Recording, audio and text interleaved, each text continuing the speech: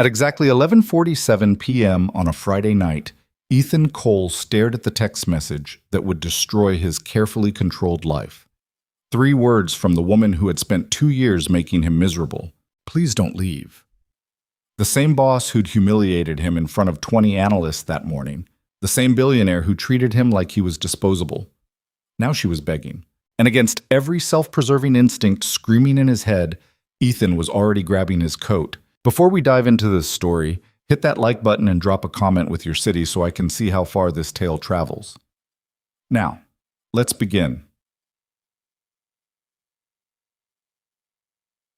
Ethan Cole knew exhaustion the way some people knew their own reflection. It lived in his bones now, settled there permanently after 4 years of single fatherhood. At 32, he looked older under the wrong light, lines around his eyes that hadn't been there when Sarah was alive, gray threading through his dark hair earlier than genetics had promised. Seattle's downtown district glittered outside his office window on the 40th floor, but Ethan barely noticed anymore. He'd been staring at the same financial projection for 20 minutes, the numbers blurring together into meaningless shapes. His watch read 6:17 p.m. Lily's after-school program ended at 6:30. He was going to be late. Again. Cole, Ethan's spine went rigid at the voice. He didn't need to turn around to know Vivian Sinclair stood in his doorway. Her presence had a particular quality, like the air pressure dropping before a storm. The meridian analysis. Vivian's heels clicked against the polished floor as she approached. Where is it? Well, Ethan finally looked up. Vivian Sinclair, at 30 years old, had the kind of beauty that felt weaponized. Sharp cheekbones, ice blue eyes, dark hair always pulled back so severely it must have given her headaches. She wore power like other women wore perfume, and right now she was looking at him like he'd personally disappointed her for the 100th time. It's not complete, Ethan said carefully. You asked for it 2 days ago. The data requirements alone need at least a week to... I don't pay you to explain why you can't do your job, Cole. I pay you to do it. Vivian's voice could have cut glass. I need it Monday morning, first thing. That's impossible. It's Friday evening and I have a daughter. Yes, I'm aware. Vivian's expression didn't change. You mention it approximately once a day as if it's relevant to your employment here. Monday morning, Cole. Don't make me regret keeping you on after the restructuring. Mate. She turned and walked out before Ethan could respond. He sat there for a moment, his hands clenched into fists under his desk where no one could see. 4 years ago, when Sarah died giving birth to their stillborn son, Ethan's entire world had collapsed into a black hole of grief. He'd barely held it together for Lily, who was only 4 at the time and kept asking when Mommy was coming home. The firm had been understanding then. They'd given him 2 weeks of bereavement leave and flexible hours for 6 months. Then Vivian Sinclair had bought the company. The understanding part evaporated overnight. Vivian didn't care about personal tragedies or work-life balance. She cared about results, profits, and ruthless efficiency. In 2 years under her leadership, she'd tripled the company's value and earned a reputation as one of the most brilliant and merciless executives on Wall Street. She'd also made Ethan's life a special kind of hell. It wasn't just him. Vivian treated everyone like disposable tools. But something about Ethan seemed to particularly irritate her. Maybe it was the way he occasionally pushed back. Maybe it was the fact that he left exactly at 6:30 every day. No exceptions, no matter what crisis she manufactured. Maybe she just enjoyed having a target. Ethan grabbed his coat and briefcase. The meridian analysis could wait until tomorrow. Lily couldn't. He made it to the after-school program with 3 minutes to spare. Lily sat in the corner reading a book about marine biology that was definitely above her grade level, her dark curls falling across her face. She looked so much like Sarah it hurt sometimes. Daddy! She jumped up when she saw him, nearly dropping the book. Did you know that octopuses have 3 hearts? 3! And their blood is blue. I did not know that. Ethan caught her as she barreled into him for a hug. That's pretty cool, Lil. Can we have spaghetti for dinner, with the sauce you make from scratch? Not the jar kind? Ethan mentally calculated the time it would take. The fresh sauce needed an hour of simmering. He'd have to work on the analysis after Lily went to bed, which meant he'd be up until 3 or 4 in the morning. Absolutely, he said, because saying no to Lily felt impossible most days. She'd already lost so much. They walked the 6 blocks to their apartment building, Living downtown meant no car necessary, which was good because Ethan couldn't afford one anyway. Their place was small but comfortable. 2 bedrooms, a kitchen that barely fit both of them, a living room with windows that overlooked an alley. It wasn't much, but it was theirs. Lily chattered about her day while Ethan cooked, something about a science project on ecosystems and a boy named Marcus who said girls couldn't be marine biologists, which Lily had apparently corrected with extensive facts about Sylvia Earle. "That's my girl," Ethan said, stirring the sauce. "Never let anyone tell you what you can't do." "Is your boss still mean to you?" Ethan glanced over. Lily was setting the table with exaggerated care, lining up the forks exactly parallel to the knives the way Sarah used to do. "My boss isn't mean, honey. She's just demanding." "That sounds like a nice word for mean." Lily frowned. "You always look sad when you come home on Fridays." 8 years old and already too perceptive. Ethan wondered sometimes if he was doing this all wrong. If Lily could sense his exhaustion, his barely contained stress, the way he felt like he was failing at everything simultaneously. "I'm not sad," he lied. "I'm just tired. Different thing." They ate dinner together, and Lily told him more octopus facts. And for an hour, Ethan almost forgot about the impossible deadline waiting for him. Then Lily brushed her teeth and climbed into bed, and Ethan read her 3 chapters of her current fantasy novel before she finally fell asleep. He stood in her doorway for a moment, watching her breathe. She looked peaceful, safe. Then he went to his laptop and opened the Meridian files. The work was complex, analyzing market trends, projecting growth scenarios, identifying risk factors. It required focus and clarity, neither of which Ethan had after a 14-hour day. He made it through 2 sections before his eyes started crossing. His phone buzzed at 11:43 p.m. Unknown number. Ethan almost ignored it, but something made him check. The message was short. "Rooftop bar, Paramount Hotel. Please." No signature, but Ethan recognized the number from company emails. Vivian Sinclair. He stared at the screen, convinced he was hallucinating from exhaustion. Vivian Sinclair was asking him for something. Using the word please. His phone buzzed again. "Please don't let me be alone tonight." Ethan's thumb hovered over the reply button. Every rational part of his brain was screaming at him to ignore this, to block the number, to pretend he never saw it. Vivian had made his life miserable for 2 years. She'd mocked his dedication to his daughter, dismissed his personal struggles, treated him like he was incompetent despite his track record. He should let her sit alone in whatever crisis this was. She deserved it. But Ethan had spent 4 years raising a daughter by himself, drowning in grief and responsibility, barely keeping his head above water. He knew what it looked like when someone was about to go under. And he couldn't ignore a drowning person, even if that person was Vivian Sinclair. He grabbed his coat. The Paramount Hotel's rooftop bar was the kind of place Ethan couldn't normally afford. Dim lighting, leather booths, a view of Elliott Bay that probably added $50 to every drink. The elevator ride to the top floor felt surreal, like he'd accidentally stepped into someone else's life. The bar was nearly empty. 2 couples in separate corners, a businessman nursing whiskey at the counter, and Vivian Sinclair sat alone in the farthest booth, silhouetted against the floor-to-ceiling windows. The Seattle skyline glittered behind her like she'd arranged it for dramatic effect. Ethan approached slowly. Vivian didn't look up until he was standing right at her table. "You came." She sounded genuinely surprised. Her eyes were slightly unfocused, a half-empty bottle of wine in front of her. Ethan had never seen Vivian drink more than a single glass at company events, always perfectly controlled. This wasn't controlled. This was someone unraveling in real time. "You asked me to." Ethan remained standing, unsure of the protocol here. "What's going on?" "Sit, please." Vivian gestured at the booth. "Unless you're afraid being seen with me will damage your reputation." "I don't have a reputation to damage." Ethan slid into the seat across from her. Up close, Vivian looked different.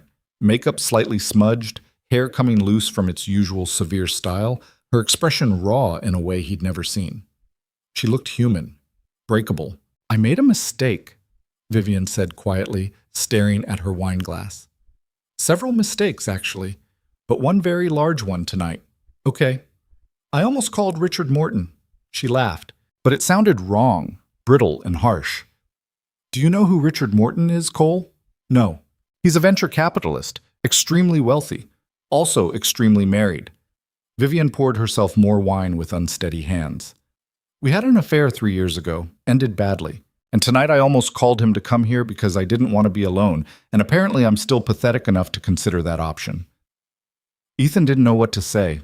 This was so far outside the Vivian Sinclair, he knew that it felt like meeting a stranger wearing her face. But then I thought, Vivian continued, who do I know who won't take advantage of this moment? Who won't see me weak and vulnerable and use it against me later? She looked directly at Ethan for the first time. And you know what? There was exactly one person I could think of. The man I've treated worse than anyone else in my company. Funny, isn't it? Hilarious, nah, Ethan said dryly. Vivian smiled, actually smiled, and it transformed her entire face. You hate me. I don't hate you. I don't know you well enough to hate you. But you hate working for me. That's different. Ethan leaned back against the booth. What happened tonight, Vivian? She flinched slightly at the use of her first name. In the office, everyone called her Ms. Sinclair or ma'am. Ethan had never called her anything directly. I found out my board is planning to remove me, she said flatly. Apparently, there's been talk about my leadership style and concerns about my long-term stability as CEO. They've been building a case for months. That's why you've been even more demanding lately. Even more? Vivian raised an eyebrow. I didn't realize I had degrees of difficulty. You do. Trust me. They sat in silence for a moment. Ethan could hear soft jazz playing through hidden speakers, the murmur of conversation from other patrons, the distant sound of traffic from the streets below. I built this company, Vivian said eventually. I was 24 years old when I took out my first business loan. Everyone said I'd fail within a year. I worked 90-hour weeks. I sacrificed everything, relationships, friendships, any semblance of a normal life. I turned a small investment firm into a billion-dollar empire in 6 years. I know. I've read the articles. Then you know I did it by being harder than everyone else, colder, more ruthless. Vivian's voice cracked slightly. I couldn't afford to be soft. Soft gets you destroyed in this business. Soft gets you eaten alive. Maybe, Ethan said, or maybe it just makes you human. Vivian looked at him like he'd spoken a foreign language. Human doesn't win board votes, Cole. Human doesn't keep your company from being torn apart by vultures. But being inhuman doesn't seem to be working out great either. For a second, Ethan thought Vivian might throw her wine in his face. Instead, she laughed, a real laugh this time, surprised and genuine. You're the only person who's spoken honestly to me in years, she said. Everyone else is too afraid. I'm plenty afraid. I just don't have the energy to pretend anymore. Vivian studied him with those ice blue eyes, suddenly sharp despite the alcohol. You're exhausted all the time. I'm a single parent working 60-hour weeks for a demanding boss. Exhaustion is my baseline. Why do you stay? The question caught Ethan off guard. What? Why do you stay at the company? You're talented enough to work anywhere. You could probably make more money with better hours somewhere else. So why stay and let me make your life miserable? Ethan considered lying, then decided he was too tired for that too. Because Lily likes her school. She has friends there, stability. We live 6 blocks from the office, which means I can be home fast if there's an emergency.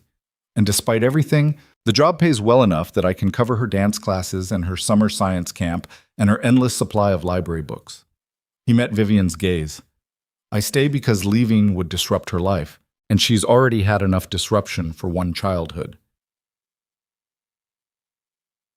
Something shifted in Vivian's expression, a crack in the armor, vulnerability showing through. You're a good father, she said quietly. I'm a barely functioning father who survives on coffee and panic. That still counts as good. Ethan's phone buzzed. He glanced at it. A text from Mrs. Chen, their downstairs neighbor who sometimes checked on Lily when Ethan worked late. Everything fine here. Lily's still sleeping. Take your time. He'd texted Mrs. Chen before leaving, just in case. Old habit from the early grief days when he sometimes needed to escape the apartment at odd hours because the walls felt like they were closing in. You should go home, Vivian said, noticing the phone. I shouldn't have texted you. This isn't your problem. Probably not, Ethan agreed. But I'm already here, so you might as well tell me what you're planning to do about your board. You'll see it, Barb. I don't know. Vivian's shoulders slumped slightly. Fight them, probably. Make them regret ever questioning me. Go down swinging if necessary. Or what? Or you could try something radical. Ethan leaned forward. You could change. Vivian stared at him. Excuse me? You said it yourself. Your leadership style is the problem. So change it. Show them a different side. Be human for once. That's your advice? Be human? Vivian's voice dripped with sarcasm. How very inspirational, Cole. It's better than your current plan, which seems to be drink wine alone and consider calling your married ex-lover. Vivian opened her mouth, closed it, then actually laughed again. Fair point. They talked for another hour. Ethan wasn't sure how it happened. One moment they were discussing board politics. The next Vivian was telling him about growing up in foster care, bouncing between homes, learning early that depending on people was a guaranteed way to get hurt. She talked about building her company as a fortress against the world, about the loneliness that came with always being the smartest and coldest person in every room. Ethan told her about Sarah, about the pregnancy that went wrong, about standing in a hospital room holding his daughter while his wife died and their son never took a breath, about the grief that still ambushed him at random moments, Lily laughing exactly like Sarah used to, or finding one of Sarah's hair ties in a drawer, or simply waking up and remembering all over again that she was gone. I don't know how you do it, Vivian said. Function after something like that? I don't have a choice. Lily needs me. But who do you need? The question hung in the air between them. Ethan didn't have an answer because he'd spent 4 years not thinking about his own needs, just surviving day by day. By the time they left the bar, it was past 1 a.m. Vivian was steadier now. The wine had worn off, replaced by emotional exhaustion. They stood outside the hotel, Seattle's cool night air cutting through the earlier warmth of the bar.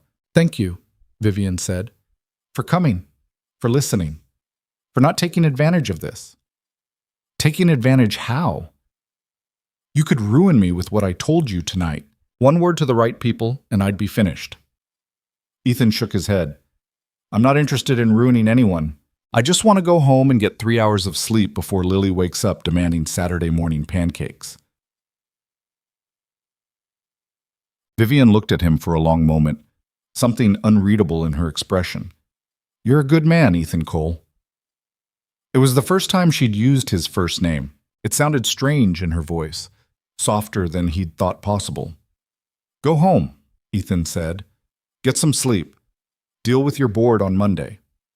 And the meridian analysis? Still impossible to finish by Monday. But I'll do my best. Vivian nodded slowly. Tuesday would be acceptable. Ethan blinked.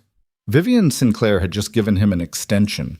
That had never happened before in the entire 2 years he'd worked for her. Tuesday, he confirmed. Thank you. They parted ways. Vivian to a waiting car service. Ethan to the late-night bus that ran downtown. He made it home at 1:47 a.m., checked on Lily, still sleeping peacefully, and collapsed into bed with his clothes still on. His last thought before sleep claimed him was that tonight had been surreal enough to be a dream. Monday morning would prove otherwise. Ethan woke to Lily jumping on his bed at 7:15 a.m., which was actually merciful considering she usually started her weekend wake-up campaign around 6:30. Pancakes, she announced. You promised. I didn't promise anything, Ethan groaned, pulling a pillow over his face. You demanded and I surrendered. There's a difference. Sounds like a promise to me. They made pancakes together. Well, Lily tried to help, which mostly meant she got flour on herself in the kitchen and possibly the ceiling. Ethan didn't have the energy to care. He'd gotten approximately 4.5 hours of sleep and felt like he'd been hit by a truck. Why were you out late? Lily asked, wielding a spatula with more enthusiasm than skill. Work thing? Ethan said, which wasn't technically a lie. Did your mean boss make you work late? Sorry. She's not mean, Lil. We've talked about this. You always defend her even though she makes you sad. Lily flipped a pancake with surprising competence. That's weird, Daddy. It's not weird. It's called being professional. It's called being too nice. Ethan looked at his 8-year-old daughter and wondered when exactly she'd become so wise. Eat your pancakes before you psychoanalyze me further. The weekend passed in its usual rhythm. Groceries, laundry, a trip to the library where Lily checked out 6 books despite only being allowed 4. But Daddy, this one is about bioluminescence. And several hours of Ethan working on the meridian analysis while Lily did homework at the kitchen table. Sunday evening, Lily was in her room doing some elaborate craft project with pipe cleaners when Ethan's phone buzzed. Another unknown number. This time the message read, "If you tell anyone about Friday night, I'll deny everything and destroy your career. Just so we're clear." Ethan stared at the message, then realized it was a test. Vivian was checking to see if he'd stayed silent or if he'd spent the weekend gossiping to colleagues. He typed back, "I don't gossip, and threats aren't necessary. I'm not interested in your secrets." 3 dots appeared, disappeared, then appeared again. Finally, "Good. See you tomorrow." Ethan went to bed that night with an odd feeling he couldn't quite name, like something fundamental had shifted, even though his life looked exactly the same as it had Friday morning. Monday morning, he woke to the same routine. Get Lily ready for school, pack her lunch, walk her to the bus stop, head to the office. The 40th floor looked identical to how it always looked. Glass partitions, expensive furniture, people moving with purposeful urgency. But when Vivian emerged from her office at 9:30 a.m. for the weekly analyst meeting, something was different. She was wearing a softer shade of blue instead of her usual severe black. Her hair was pulled back but not quite so tightly, and when she addressed the room, her voice had lost some of its cutting edge. "Good morning," she said, and the analysts glanced at each other in confusion because Vivian Sinclair never said, "Good morning."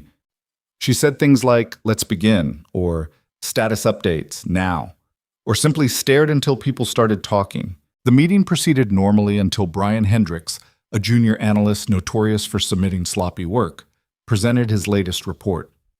Ethan braced himself for the evisceration. Vivian had once made Brian cry during a presentation. Actually cry, in front of everyone. Instead, Vivian listened to the whole thing, then said, "This needs significant revision.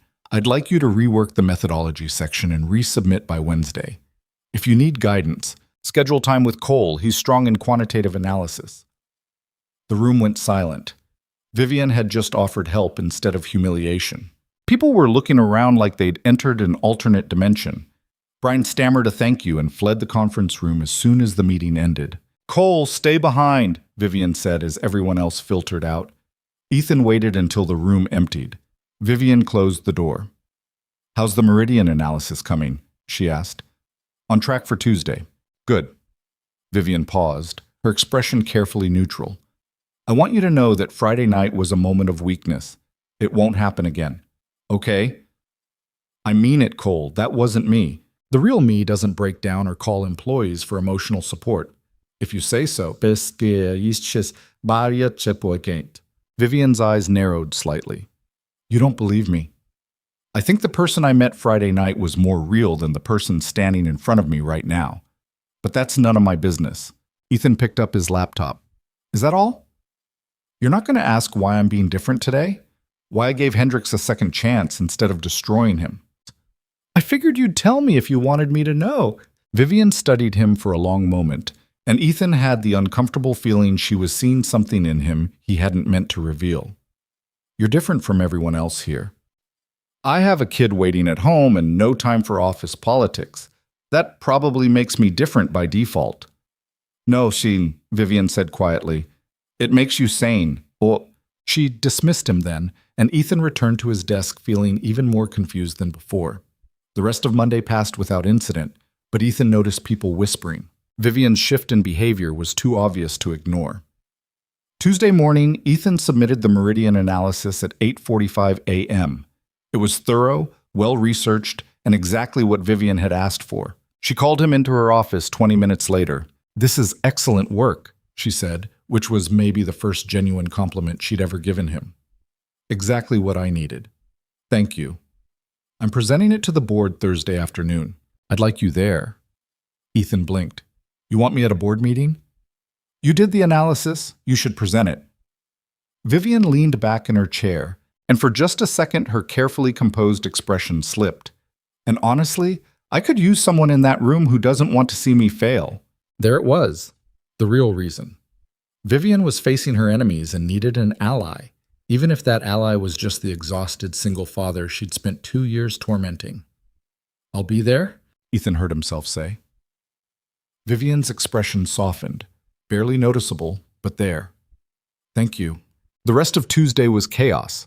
Word had spread about Ethan being invited to the board meeting, and suddenly everyone wanted to know what was happening with him and Vivian. Had he gotten promoted? Was he being fired in front of the board as some kind of power play? Was there something going on between them? Ethan ignored all of it. He went home at 6:30 like always, made dinner with Lily, helped her build a model of the solar system for science class, and tried very hard not to think about Thursday. Wednesday.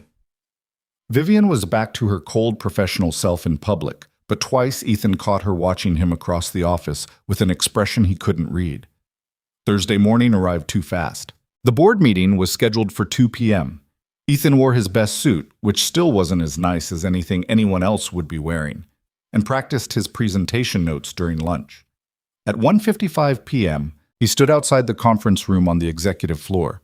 Through the glass wall, he could see the board members assembling. 12 people in expensive suits, most of them old enough to be his parents.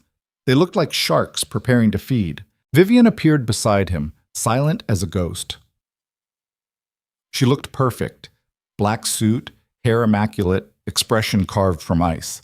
But Ethan could see the tension in her shoulders, the way her hands were clenched just slightly. Ready? She asked. No, Ethan admitted. But let's do it anyway. They entered together. The meeting started with standard updates, financial reports, project statuses, market analysis. Ethan sat quietly at the end of the table, acutely aware that he didn't belong here. These people made decisions worth millions of dollars. He made decisions about whether they could afford the name brand cereal this week. Then Vivian stood to present the Meridian analysis, and the atmosphere in the room shifted. Several board members exchanged glances. An older man named Gregory Thornton, who Ethan recognized from company photos as one of the founding investors, leaned forward with obvious skepticism. Before we begin, Thornton said, cutting Vivian off before she could start, I think we need to address the elephant in the room. Vivian's expression didn't change. Which is, your leadership, Vivian. Several of us have concerns about your ability to maintain this company's direction. Based on what? Vivian's voice was perfectly controlled. We've had 8 consecutive quarters of growth. Our market position has never been stronger. Client satisfaction is at an all-time high. Based on the fact that you're impossible to work with. This came from a woman named Patricia Chen, her tone matter-of-fact. We've had a 30% turnover rate in the last year. People are leaving because they can't handle your management style. I run a tight ship. That's not a flaw. It is when it's costing us talent and reputation. Thornton pulled out a folder. We've compiled testimonials from former employees. Would you like me to read some of them? The threat hung in the air. Ethan felt his stomach drop. This wasn't a board meeting. It was an execution. Vivian stood perfectly still, and Ethan realized she'd known this was coming. She'd known they were going to ambush her, and she'd brought him here as witness rather than ally because there was nothing he could actually do to help. That won't be necessary, Vivian said coolly. I'm aware of how I'm perceived. Then you're aware we have grounds to remove you as CEO. You can try. Vivian's smile was sharp enough to cut. But I own controlling shares in this company, so unless you're planning a hostile takeover, I'm not going anywhere. We're planning an intervention, Patricia said. You need to change, Vivian, drastically, or we'll have no choice but to move forward with restructuring your role. The room erupted in argument, board members taking sides, voices rising, accusations flying. Ethan sat frozen, watching Vivian defend herself against a dozen attacks simultaneously. Then Thornton said something that cut through the noise. You're brilliant, Vivian, but you're broken, and broken leaders break companies. Vivian's expression finally cracked, just for a second, A flash of genuine hurt before the ice mask slammed back into place. And Ethan found himself standing up. "With respect," he said, and 12 pairs of eyes turned to him like he'd grown a second head. "You're all full of shit." Dead silence. "Excuse me?" Thornton's voice could have frozen lava. "Who the hell are you?"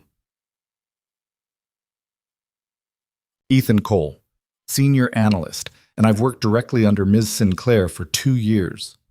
Ethan's heart was pounding so hard he thought it might break through his ribs, but he kept talking. "You want to talk about her leadership style? Fine. She's demanding, she's exacting. She expects excellence and doesn't accept excuses. But you know what else she is? She's the reason this company hasn't collapsed like every other firm during the last market crisis. She's the reason our clients trust us. She's the reason any of you are still making money." "That doesn't excuse—" "I'm not finished." Ethan surprised himself with his own audacity. "You're sitting here calling her broken because she's not warm and fuzzy, because she doesn't hold everyone's hand and validate their feelings. But maybe the problem isn't her. Maybe the problem is that you can't handle a woman who's smarter and tougher than you are." Patricia's eyebrows shot up. "Mr. Cole, you're out of line." "Probably, but someone needs to say it." Ethan looked at Vivian, who was staring at him with absolute shock. "Ms. Sinclair is the best CEO this company will ever have. If you're too blind to see that, that's your failure, not hers." He sat down. His hands were shaking. He'd just committed career suicide in front of the most powerful people in the company. "Worth it," a small voice in his head whispered. Thornton looked like he'd been slapped. "Are you—" "Mr. Cole is correct." Everyone turned to stare at Vivian. She was looking directly at Ethan, her expression unreadable. "Not about everything," she continued. "I have been difficult to work with. I've prioritized results over relationships. I've hurt people in the process of building this company." She turned to face the board. "But I'm willing to change. Not because you're threatening me, but because someone recently reminded me that being human isn't a weakness." She glanced at Ethan again, just for a second. "I'm implementing new policies," Vivian said. "Regular one-on-ones with direct reports. Employee wellness programs, mentorship initiatives, and I'm hiring a chief people officer to help me restructure our culture." She straightened her shoulders. "Give me 6 months. If you don't see measurable improvement, we can revisit this conversation." The board members looked at each other. Thornton's expression was skeptical, but Patricia seemed intrigued. 6 months, Patricia said finally, "but we'll be watching closely." "I wouldn't expect anything less." The meeting continued, but the execution atmosphere had dissipated. Vivian presented the Meridian analysis, Ethan's work, and it was met with genuine approval. By the time they adjourned, the board seemed cautiously optimistic rather than hostile. Ethan gathered his notes with trembling hands. He'd just defended his boss against the company's board of directors. He'd called them out, insulted them, basically burned every bridge he might have needed in his career. Vivian approached as the room emptied. "My office. Now." Here it comes, Ethan thought. The firing. He'd known it was coming. They walked to her office in silence.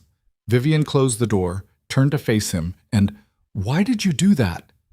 Ethan blinked. "What?" "Boss. Why did you defend me? You hate working for me." "I don't hate working for you. I told you that. I've made your life miserable for 2 years, Cole. I've disrespected your time, dismissed your personal obligations, humiliated you in meetings." Vivian's voice was strained, like the words were being pulled from somewhere deep. "You should have let them tear me apart. Why didn't you?" Ethan thought about Friday night, about Vivian sitting alone in that bar, admitting she had no one to call, about the loneliness in her eyes when she talked about building walls to keep the world out. "Because everyone deserves someone in their corner," he said simply, "even if they don't always deserve it." Vivian stared at him for a long moment. Then, incredibly, her eyes started to glisten. "Don't cry," Ethan said quickly, alarmed. "Please don't cry. I don't know what to do when people cry. I'm not crying." Vivian's voice was thick with obvious tears she was desperately holding back. "I don't cry." "Right, obviously." They stood there in awkward silence, and Ethan realized something had fundamentally shifted between them. The power dynamic, the hostility, the careful distance, it was all crumbling. "Thank you," Vivian said quietly. No one's ever stood up for me like that. Probably because you're terrifying. That's by design. I know. Ethan picked up his briefcase. I should go. Lily has a dance recital tonight, and I'm already cutting it close. Cole, Ethan. Vivian corrected herself. You're not going to be fired for what happened today. In fact, I'm giving you a raise. And better hours. And whatever else you need to make this job work with your daughter. Ethan's breath caught. You don't have to do that. I do. I absolutely do. Vivian's expression was raw, honest. You showed me more loyalty in that meeting than anyone has shown me in my entire career. The least I can do is make your life slightly less miserable. Then I need Wednesdays off by 5, Ethan heard himself say. That's when Lily has therapy. She still processes her mom's death sometimes, and I need to be there. Done. And no more impossible deadlines. If you need something, give me realistic time frames. Done. And stop calling me Cole. My name is Ethan. Vivian smiled, really smiled, and it transformed her face into something almost beautiful. Ethan it is, on one condition. What? You call me Vivian. No more Miss Sinclair in private. They shook hands, formal, professional, but Ethan could feel the weight of something unspoken passing between them. A truce, maybe even the beginning of actual trust. He made it to Lily's recital with 4 minutes to spare. She spotted him in the audience and waved frantically, her face lighting up with pure joy. Ethan waved back and felt something in his chest unclench slightly. His job was still demanding. His life was still exhausting. But maybe, just maybe, things were starting to get a little bit easier. He didn't know yet that Vivian was sitting in her empty office, staring at her phone, drafting and deleting a text message to him over and over. He didn't know that she'd spent the last hour thinking about how he'd looked at her, not with fear or resentment, but with understanding. He didn't know that she was realizing with growing terror that the walls she'd spent years building were starting to crack. And neither of them knew that the entire company had noticed them leaving the board meeting together. Noticed the way Vivian's expression had softened when she looked at him. Noticed that something was different.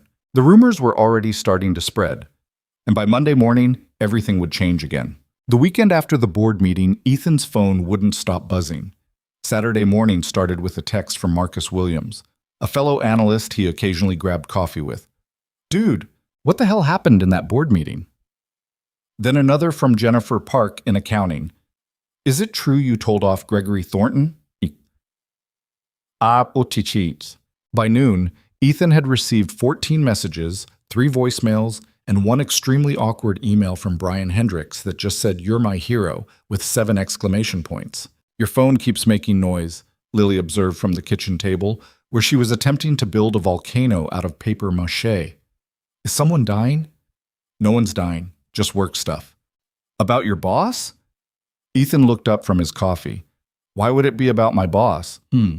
Bustishi, because you've checked your phone like 100 times, and you keep making that face. What face? The face you make when you're worried but pretending you're not. Lily pointed at him with a glue-covered finger. That one.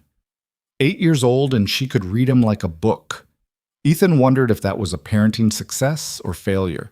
His phone buzzed again. This time it was an unknown number. It's Vivian. Are you free for lunch tomorrow? Ethan stared at the message. Vivian Sinclair was asking him to lunch. On a Sunday. His brain couldn't process this information. That's the face again, Lily announced. I'm not making a face. You totally are.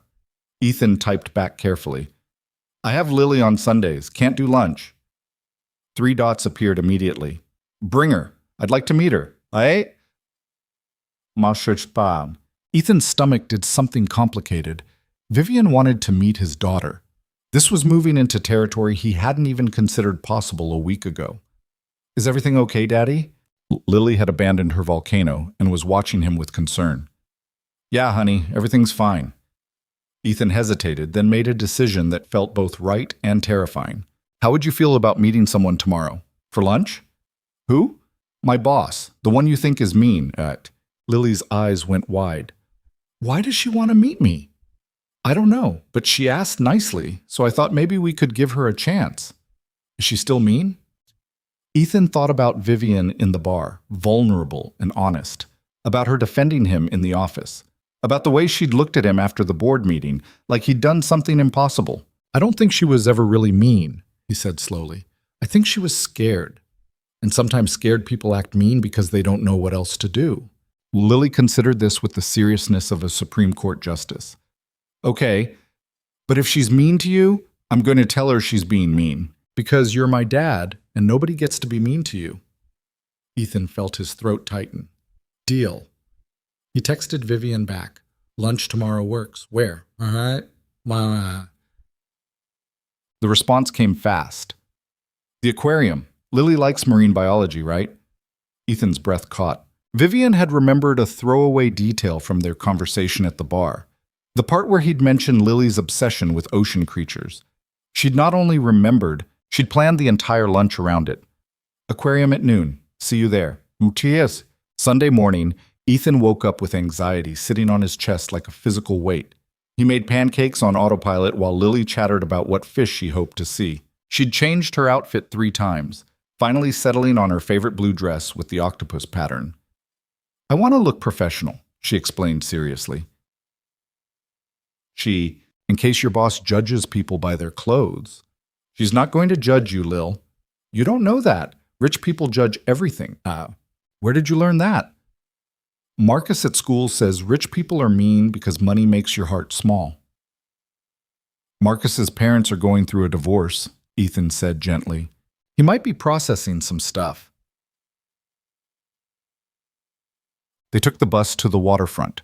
The Seattle Aquarium sat right on the pier, glass and steel gleaming in the weak November sunlight. Ethan spotted Vivian immediately. She stood near the entrance wearing dark jeans and a cream sweater, her hair down for the first time since he'd known her. She looked younger, less intimidating, almost nervous. That's her? Lily whispered. That's her. She's pretty. Don't tell her that. She'll probably fire me for discussing her appearance. Lily giggled and the sound made Vivian look up. Her expression shifted when she saw them, something uncertain crossing her face before she smoothed it away. Ethan. She nodded at him, then crouched down to Lily's level. You must be Lily. Your dad tells me you're going to be a marine biologist. Lily's shyness evaporated instantly. I'm going to study bioluminescence. That's when animals make their own light underwater. Did you know some jellyfish can glow in the dark? I did not know that. Vivian's smile was genuine. Will you teach me about them? Just like that, Lily was sold. They spent the next 2 hours wandering through the aquarium, and Ethan found himself relegated to third-wheel status as his daughter monopolized Vivian's attention. Lily explained everything, the feeding habits of sea otters, the migration patterns of salmon, the social structures of octopuses. Vivian listened with focused intensity, asking questions that showed she was actually paying attention. When they reached the jellyfish exhibit, Lily's favorite, she watched his daughter's face light up in the blue glow with an expression Ethan couldn't quite name. They're beautiful, Vivian said quietly. They're also brainless, Claire, Lily informed her. No brain, no blood, no heart. Just nerves and instinct. But they've survived for millions of years, so maybe brains are overrated. Vivian laughed, actually laughed, and Ethan realized he'd never heard that sound before. Not the bitter laugh from the bar, but something real and unguarded. I like her, Vivian said to Ethan while Lily pressed her face against the glass. She's brilliant. She's exhausting, Ethan replied, but his voice was full of pride. Yesterday she asked me to explain quantum mechanics because she read about it in a library book. I had to Google it while pretending I knew what I was talking about. You're a good father. You said that before. It's still true. Vivian watched Lily with something wistful in her expression. She's lucky to have you. They grabbed lunch at the aquarium cafe, overpriced sandwiches and chips that Lily barely touched because she was too busy talking. She told Vivian about her school, her friends, her volcano project that had exploded prematurely, and covered Mrs. Chen's cat in baking soda. I had to help clean the cat, Lily said gravely. He was very angry about it. I imagine he was, Vivian agreed. Do you have any pets? No, I work too much. That's sad. Everyone should have a pet, Or at least a plant. Lily tilted her head. Do you have any plants? I have an orchid in my office. It's probably dead. Definitely dead, Ethan confirmed. I've seen that orchid. It's been dead for months. Well, that's depressing. Vivian looked at Lily. What should I get instead? A cactus. They're impossible to kill, like cockroaches but prettier. Vivian smiled. That's sound advice. After lunch, they walked along the pier. Lily ran ahead to look at the boats, giving Ethan and Vivian a rare moment of semi-privacy. Thank you for this, Ethan said. You didn't have to spend your Sunday with us. I wanted to. Vivian watched Lily pointing excitedly at a sailboat. I don't have family, no siblings, no parents worth mentioning. I forgot what it feels like to just exist around people who aren't trying to get something from you. We're definitely not trying to get anything. Lily probably scared you off with the jellyfish facts. I like the jellyfish facts. Vivian turned to look at him, and Ethan was struck by how different she looked in natural light, softer, more human. Can I ask you something? Sure. Why did you really defend me in that board meeting? Ethan had known this question was coming. He'd spent the last 3 days trying to figure out the answer himself. Because you looked like I felt 3 years ago, he said finally. When Sarah died and everyone kept telling me I needed to be strong and hold it together and not fall apart, like being human was a failure. He met her eyes. You looked like someone drowning while everyone watched and judged instead of throwing you a life raft. Vivian's expression cracked, just for a second, before she pulled it back together. I've been drowning for years. I just got very good at pretending I wasn't. I know the feeling. They stood there in silence, watching Lily charm information out of a fisherman about his catch. The November wind cut across the water, sharp and cold, but neither of them moved to leave. Daddy! Lily came running back, breathless with excitement. That man caught a salmon, a real one. He said I could touch it. Did you wash your hands after? Obviously, I'm not a barbarian. Lily looked at Vivian. Are you coming to my dance recital next week? Daddy said you might. Ethan's stomach dropped. I absolutely did not say that. You said she was being nicer. I assumed that meant she'd come to my recital. Vivian glanced at Ethan, amusement flickering in her eyes. I would love to come to your recital, if your dad says it's okay. Now both of them were looking at him. Ethan felt trapped. It's fine, he heard himself say. It's next Saturday at 3. The performance is an hour long, and there will be approximately 40 children performing various interpretations of dancing. Sounds wonderful, Vivian said, and she actually sounded like she meant it. They parted ways at the bus stop. Lily gave Vivian an unexpected hug, which clearly caught the billionaire off guard. For a moment, Vivian just stood there frozen, then carefully hugged Lily back. Thank you for teaching me about jellyfish, Vivian said. You're welcome. Don't forget about the cactus. I won't. On the bus ride home, Lily was uncharacteristically quiet. Ethan let her think, watching the city roll past the windows. I like her, Lily said finally. She's not mean at all. She's sad. What makes you think she's sad? The way she looked at us. Like she wanted to be part of something, but didn't know how. Lily leaned against Ethan's shoulder. You should be friends with her, Daddy. I think she needs friends. It's complicated, honey. She's my boss. So, friends can be bosses. You just have to trust each other. Out of the mouths of 8-year-olds, Ethan thought. Simple truths that adults overcomplicated. Monday morning hit like a sledgehammer. Ethan arrived at the office to find everyone staring at him. Not subtly. Actual open staring. Jennifer from accounting gave him a thumbs up. Marcus grabbed his arm in the hallway. Dude, you and Sinclair. Everyone's talking about it. Ethan's blood ran cold. Talking about what? You were seen at the aquarium together. With your kid. On a Sunday. Marcus looked at him like he'd grown antennae. Are you dating the Ice Queen? What? What? No, she met my daughter. That's not dating. Meeting the kids is like third date territory, man. That's serious. We're not dating, Ethan repeated firmly. She's just being less terrible as a boss, that's all. But Marcus was already walking away, probably to spread the news that Ethan had confirmed nothing, which everyone would interpret as confirmation. By noon, the rumors had evolved. Ethan heard 3 different versions. One where he was secretly engaged to Vivian, one where he'd gotten her pregnant, and one truly creative story involving a secret marriage in Vegas. His phone buzzed. Vivian. My office. Now. Ethan's heart sank. He took the elevator to the executive floor, walked past the assistants who definitely knew something based on their expressions, and entered Vivian's office. She was standing at the window, her back to the door. When she turned around, her expression was carefully blank. Close the door. Ethan closed it. Ethan closed. If this is about the rumors, the entire company thinks we're sleeping together. Vivian's voice was flat. HR informed me this morning. Apparently there's a betting pool about whether we're engaged. I didn't start any of this.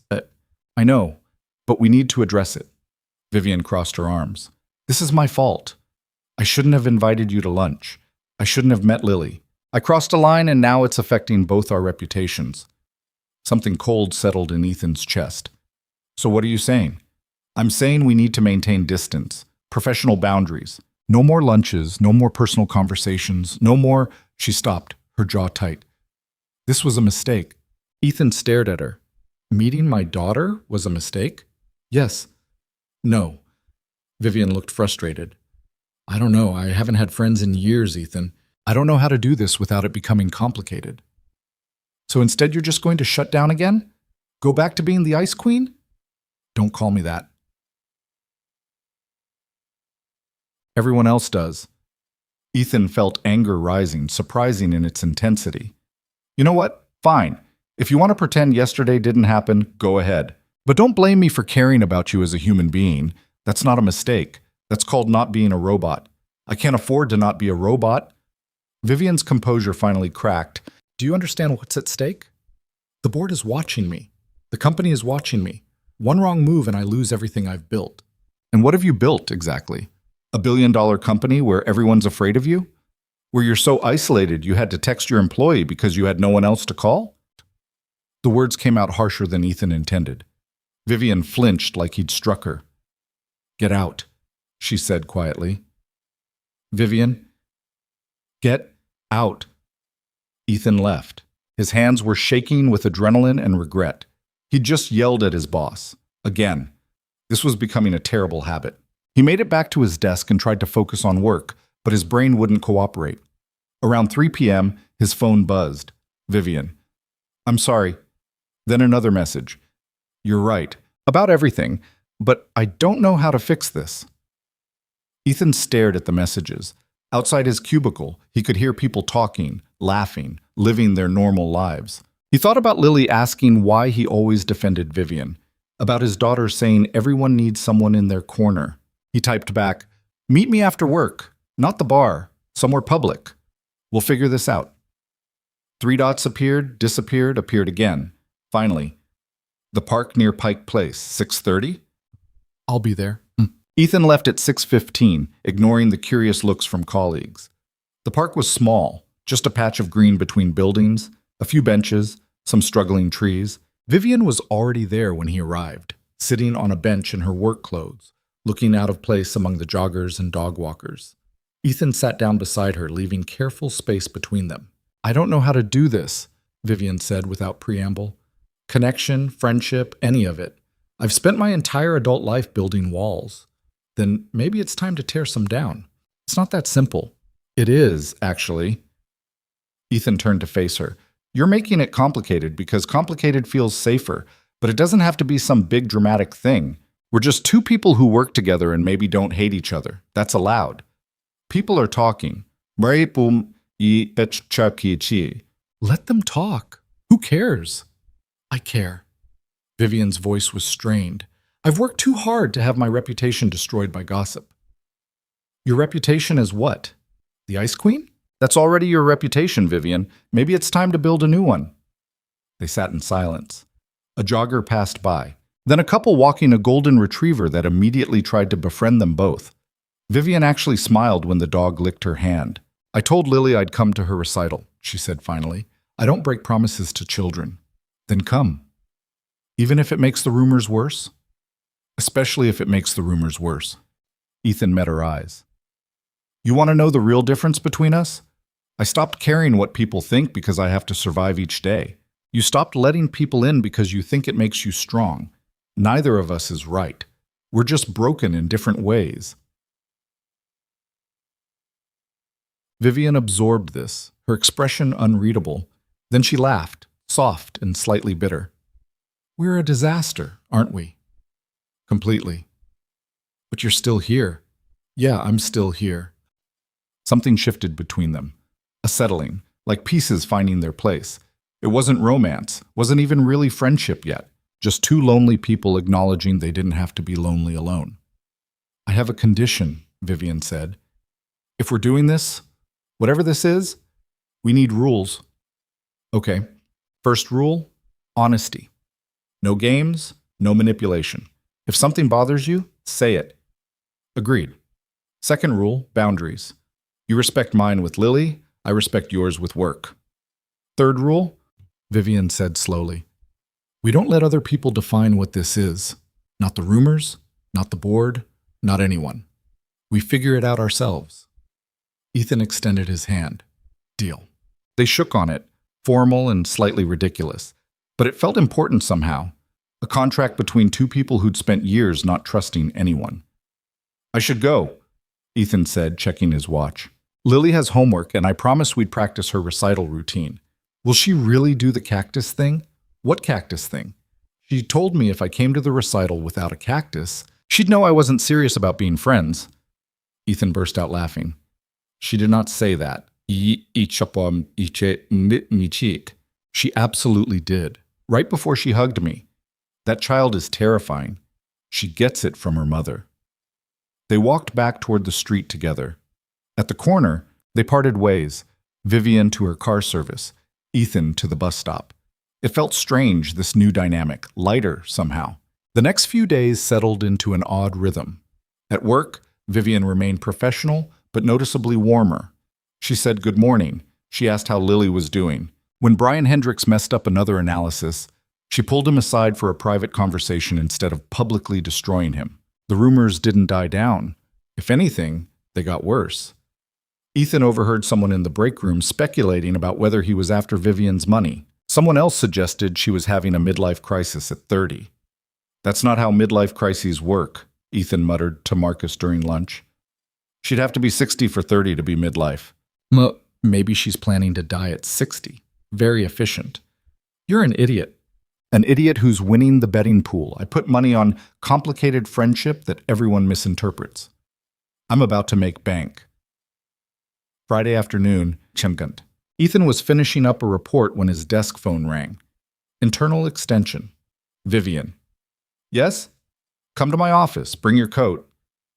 Ethan frowned but obeyed. When he reached the executive floor, Vivian was already waiting, her bag slung over her shoulder. We're leaving early, she announced. Why? Oh, boys.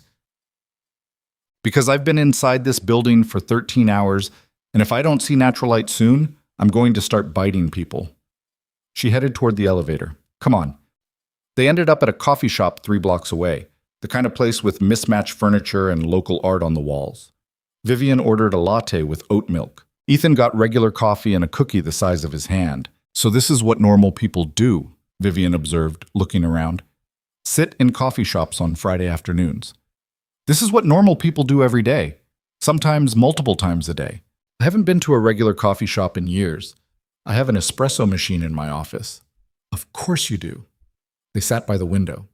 Outside, Seattle was doing its usual autumn thing, gray sky, persistent drizzle. Everyone hunched against the weather. Inside felt warm and surprisingly comfortable. Can I ask you something?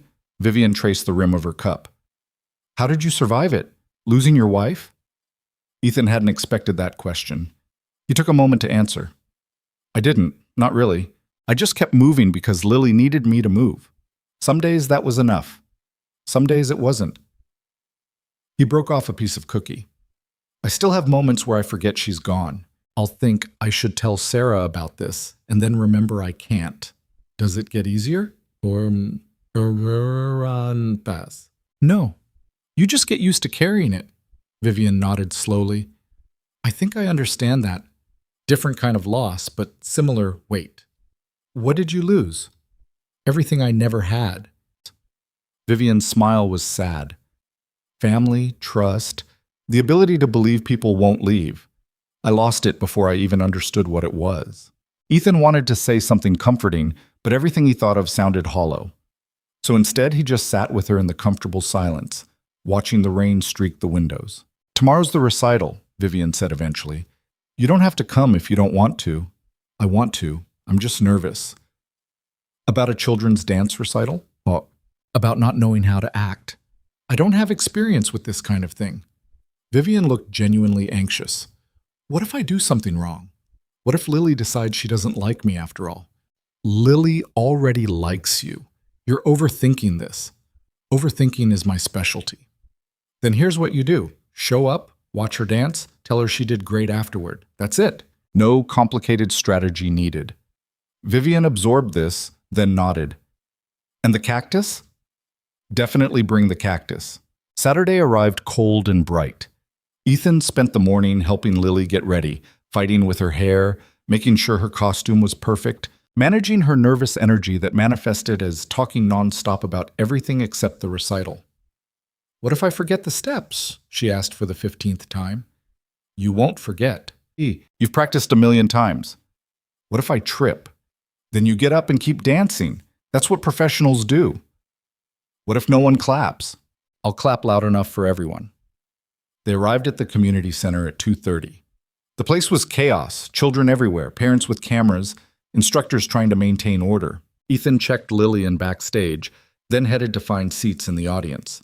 Vivian was already there. She sat 3 rows from the front, slightly overdressed in dark slacks and a silk blouse, looking uncomfortable among the casual parents in jeans and sneakers. On the seat beside her sat a small potted cactus with a purple ribbon tied around it.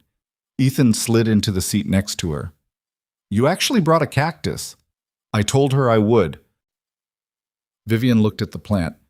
"Is this weird?" "This feels weird." "It's perfect. Lily will love it."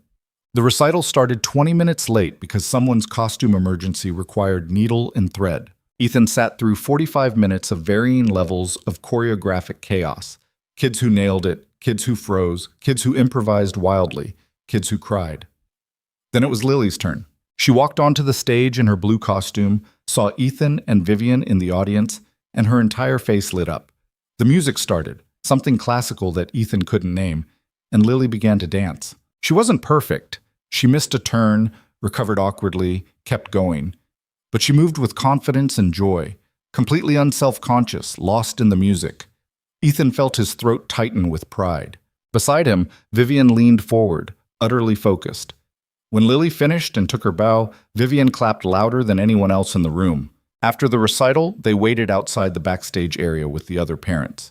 Lily emerged still in costume, immediately spotted the cactus in Vivian's hands, and shrieked with delight. "You brought it! You actually brought it!" "I promised." Vivian handed over the plant carefully. "You were wonderful up there. I messed up the triple turn." "I didn't notice." "Yes, you did. But thank you for lying." Lily hugged the cactus like it was precious. "I'm going to name him Steve." "The cactus is named Steve, I say?" Ethan asked. "Obviously. He looks like a Steve." They walked out together, Ethan, Vivian, and Lily carrying Steve the cactus. Other parents stared, probably recognizing Vivian from business magazines or news articles. Someone took a photo on their phone. "Ice cream?" Vivian suggested. "There's a place 2 blocks over." Lily looked at Ethan with pleading eyes. "Can we?" "Sure, why not?" The ice cream shop was crowded with post-recital families.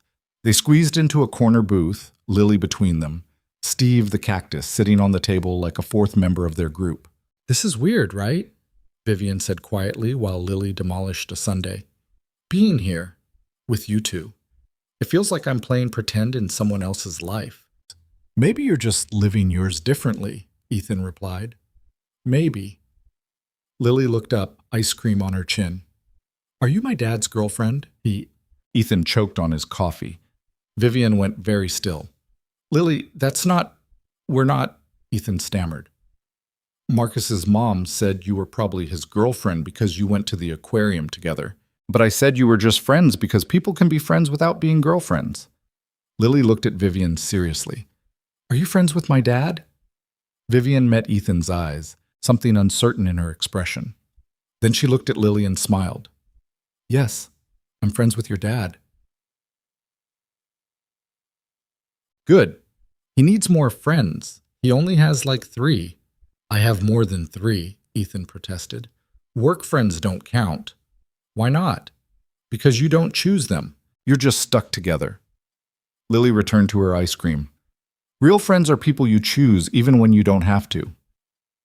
Out of the mouths of 8-year-olds, Ethan thought again. Out of them, they finished their ice cream and walked back toward the bus stop. Lily chattered the entire way, already planning where Steve would live in their apartment. Vivian listened with patient attention, occasionally asking questions that made Lily explain things in even more detail. At the bus stop, they paused. Vivian's car service was parked across the street.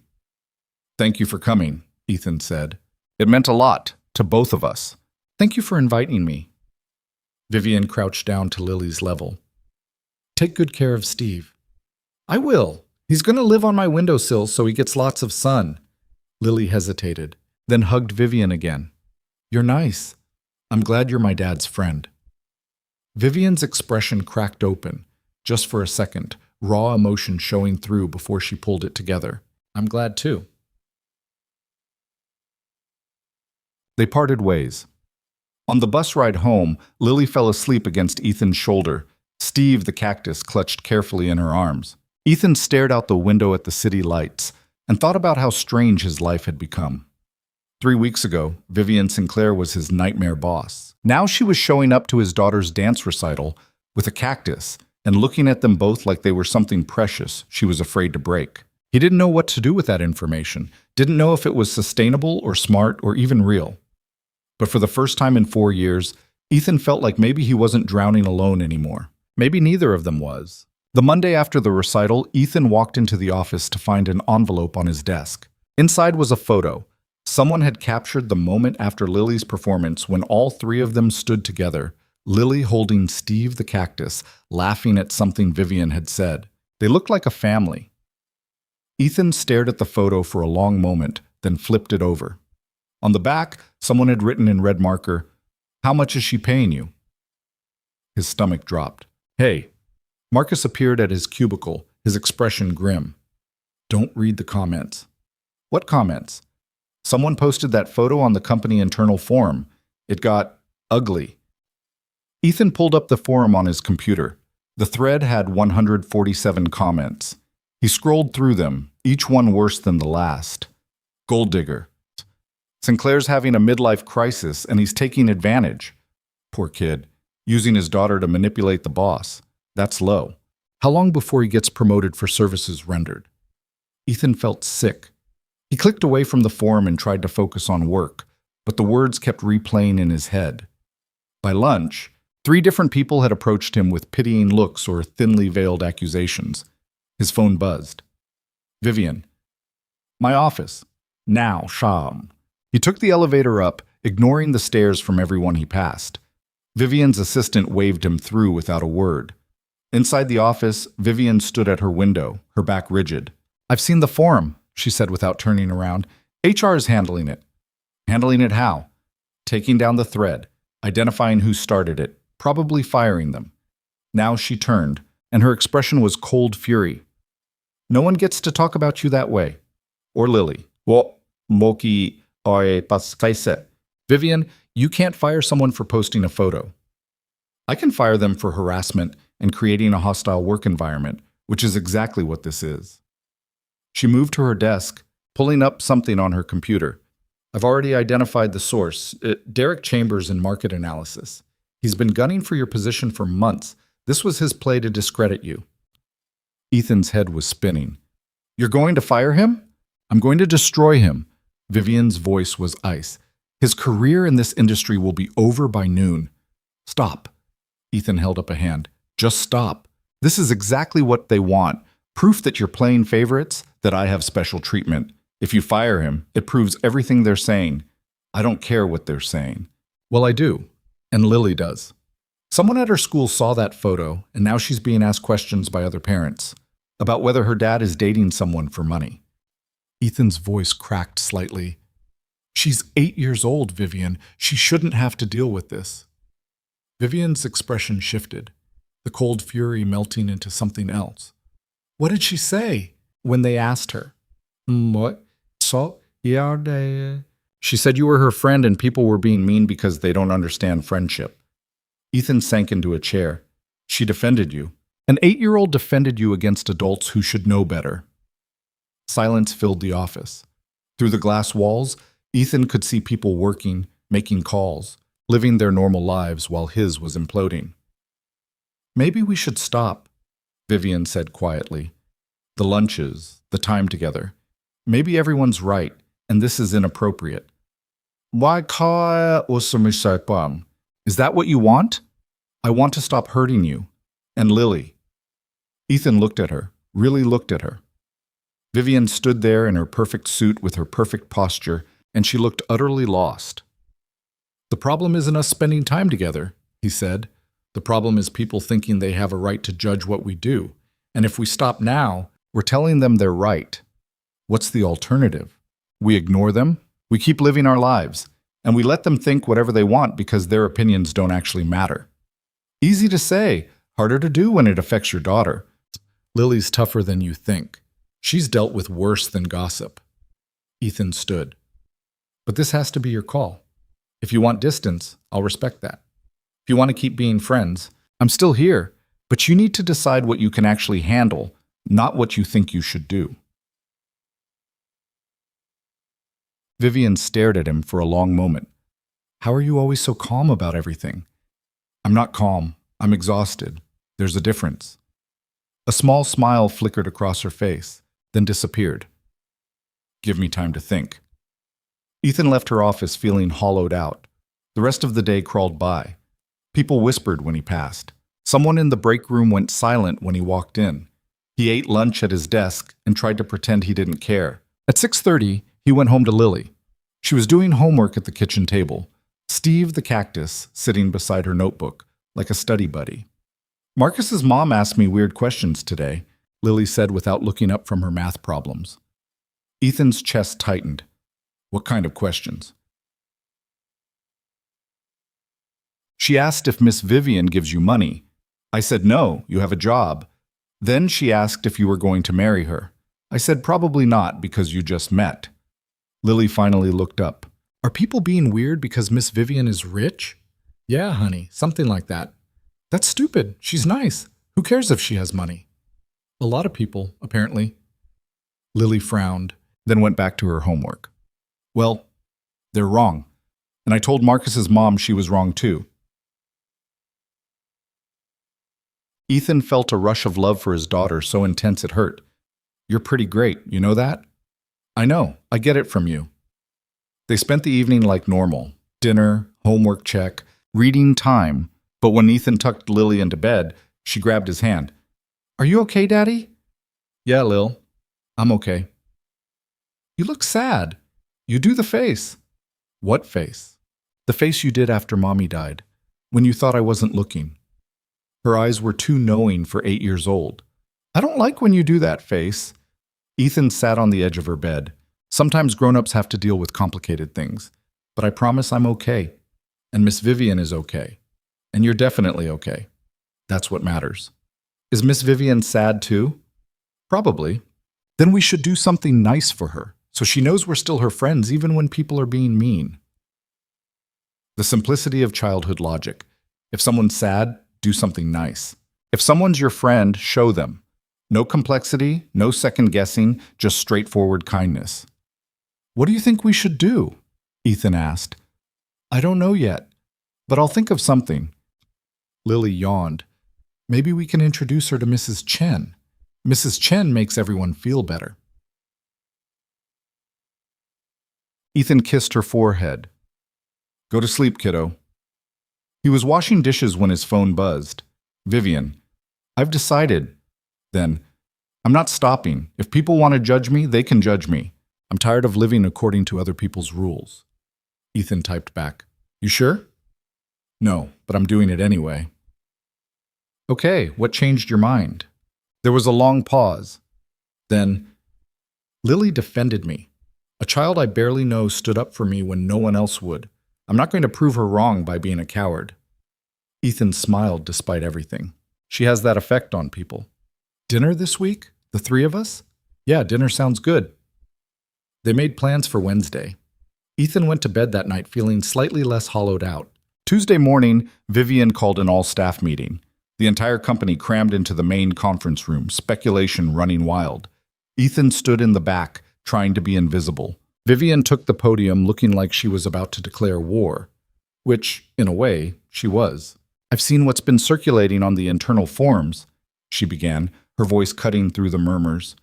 The photos, the comments, the speculation about my personal life and the personal life of one of our analysts. And I'm here to address it directly. The room went dead silent. The room went dead. Ethan Cole is my friend. We spend time together outside of work. His daughter is delightful, and I enjoy her company. These are facts, not scandals. Vivian's gaze swept across the crowd. What is a scandal is the behavior I've seen from employees who should know better. Harassment, gossip, cruel speculation about a man who has worked here longer than most of you and never once failed to deliver excellence. Someone in the crowd shifted uncomfortably. Ethan wanted to disappear through the floor. So here's what's going to happen, Vivian continued. Anyone caught spreading rumors, posting harassing content, or creating a hostile environment will be terminated. Immediately. No warnings, no second chances. I've tolerated a lot of things in this company, but I will not tolerate my employees tearing each other apart for entertainment. She paused, letting that sink in. Ethan Cole is one of the best analysts we have. He's also a single father who shows up every day and does his job despite circumstances that would break most people. If you have a problem with me being friends with him, that's your problem, not his, not mine. Her voice hardened. And if anyone has something to say about his daughter, you can address those comments directly to me. I promise you won't like the outcome. The meeting ended in stunned silence. People filtered out slowly, not making eye contact. Ethan stayed frozen in place until the room mostly emptied. Vivian found him by the door. Too much? You just threatened to fire half the company for gossiping about me. Only if they keep doing it, and they will keep doing it, so yes, probably half the company. Vivian, don't. She held up the hand. I should have done this weeks ago. I let people treat you poorly because I was treating you poorly. That ends now. You're making this a bigger thing than it needs to be. No, I'm making it exactly the thing it needs to be. People respect power. They respect consequences. Vivian's expression softened slightly. And I respect you. So they're going to respect you too, or they can work somewhere else. Ethan didn't know what to say to that. Vivian seemed to take his silence as agreement and walked away, leaving him standing there feeling like the world had tilted sideways. Wednesday evening, Vivian picked them up at 6. She'd insisted on driving. It's raining and you two are not taking the bus, and showed up in a black sedan that probably cost more than Ethan's annual salary. Lily climbed into the back seat, utterly fascinated. This car is fancier than our apartment. Lily, Ethan warned. It's true, though. Vivian laughed. It's definitely fancier than my first 3 apartments combined. They went to a small Italian restaurant in Capitol Hill, the kind of place with red checkered tablecloths and candles and wine bottles. Vivian had called ahead, so we don't end up on someone's Instagram, and they were seated in a quiet corner booth. Lily ordered spaghetti and proceeded to tell Vivian everything she'd learned about octopuses that week. Apparently they could solve puzzles, squeeze through tiny spaces, and some species were venomous. They're basically underwater serial killers, Lily concluded cheerfully. That's a concerning takeaway, Ethan said, but accurate. Vivian was smiling, genuinely smiling, in a way Ethan had never seen at the office. Nature is terrifying when you actually look at it. Oh, exactly, Lily beamed at finding a kindred spirit. Everyone thinks the ocean is pretty, but it's actually full of things that want to eat you. I feel that way about board meetings. Lily giggled. The sound made something warm unfurl in Ethan's chest. This was good. This felt right in a way he couldn't quite explain. Halfway through dinner, Lily excused herself to the bathroom. The moment she was out of earshot, Vivian's expression shifted. I need to tell you something, she said quietly. The board is planning something. I don't know what yet, but I've heard whispers. They're looking for ammunition. Against you? Against both of us. They think you're a liability, or I'm a liability because of you. The logic isn't entirely clear. Vivian pushed food around her plate. I have people investigating, but it's making me nervous. Should I be worried? I don't know. Maybe. Probably. She looked up at him. They're digging into your background, your finances, Sarah's death. They're looking for anything they can use to paint you as someone taking advantage of me. Ethan's blood went cold. They're investigating Sarah's death? I'm sorry. I tried to stop it, but I don't control the board. There's nothing to find. She died in childbirth. It was a tragedy, not a conspiracy. I know that, but desperate people create narratives. Vivian reached across the table, stopping just short of taking his hand. I won't let them hurt you or Lily. I promise. You can't promise that. Watch me. Lily returned then, chattering about the fancy soap dispensers in the bathroom, and the conversation shifted back to safe territory. But Ethan couldn't shake the cold dread that had settled in his stomach. They drove home through rain-slicked streets. Lily fell asleep in the back seat, her head against the window. Vivian pulled up outside their building, but didn't immediately unlock the doors.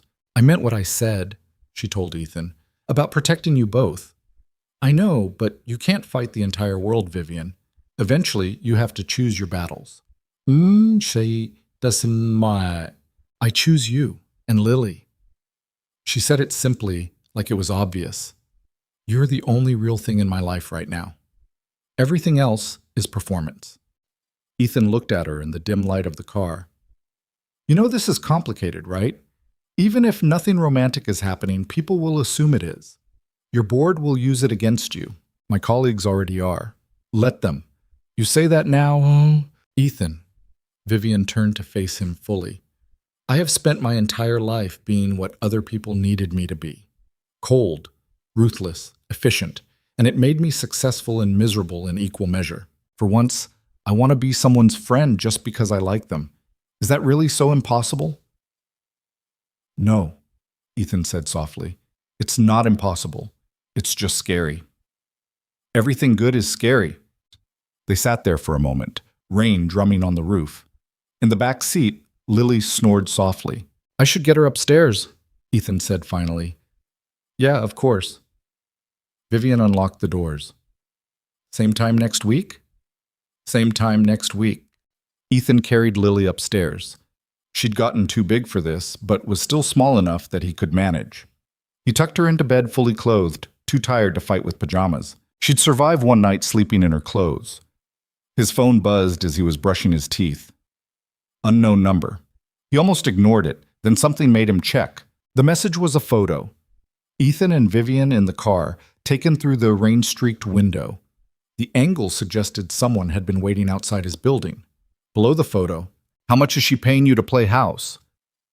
Ethan's hand started shaking.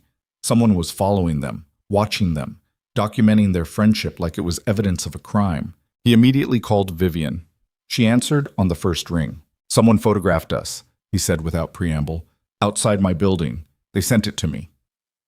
Silence. Then, forward it to me. Now.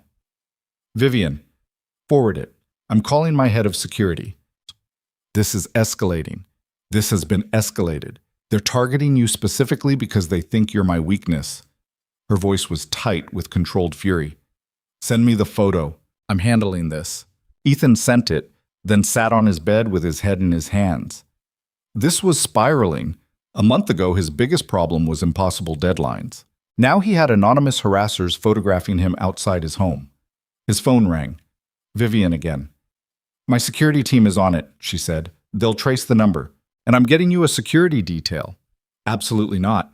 Ethan, no. I'm not having armed guards follow me and Lily around Seattle. That's insane. Someone is stalking you. Someone sent one creepy text that's not the same as stalking. It's not just the text. Vivian's voice dropped. I got one too, 3 days ago. Different number, same threatening tone. I didn't tell you because I didn't want you to worry. Ethan's stomach lurched. What did it say? That I was being investigated. That my relationship with you was going to destroy my company. That I should fire you before it was too late. And you didn't think to mention this? I was handling it. By keeping me in the dark? By protecting you. Vivian's composure finally cracked. Don't you understand? Everything in my life gets weaponized. Everyone I care about becomes a target. I was trying to keep you and Lily out of it. We're already in it. Someone photographed us tonight, Vivian. They know where I live. The line went quiet. Ethan could hear Vivian breathing, trying to calm herself. Okay, she said finally. New plan. My security team handles the investigation quietly. No detail following you around.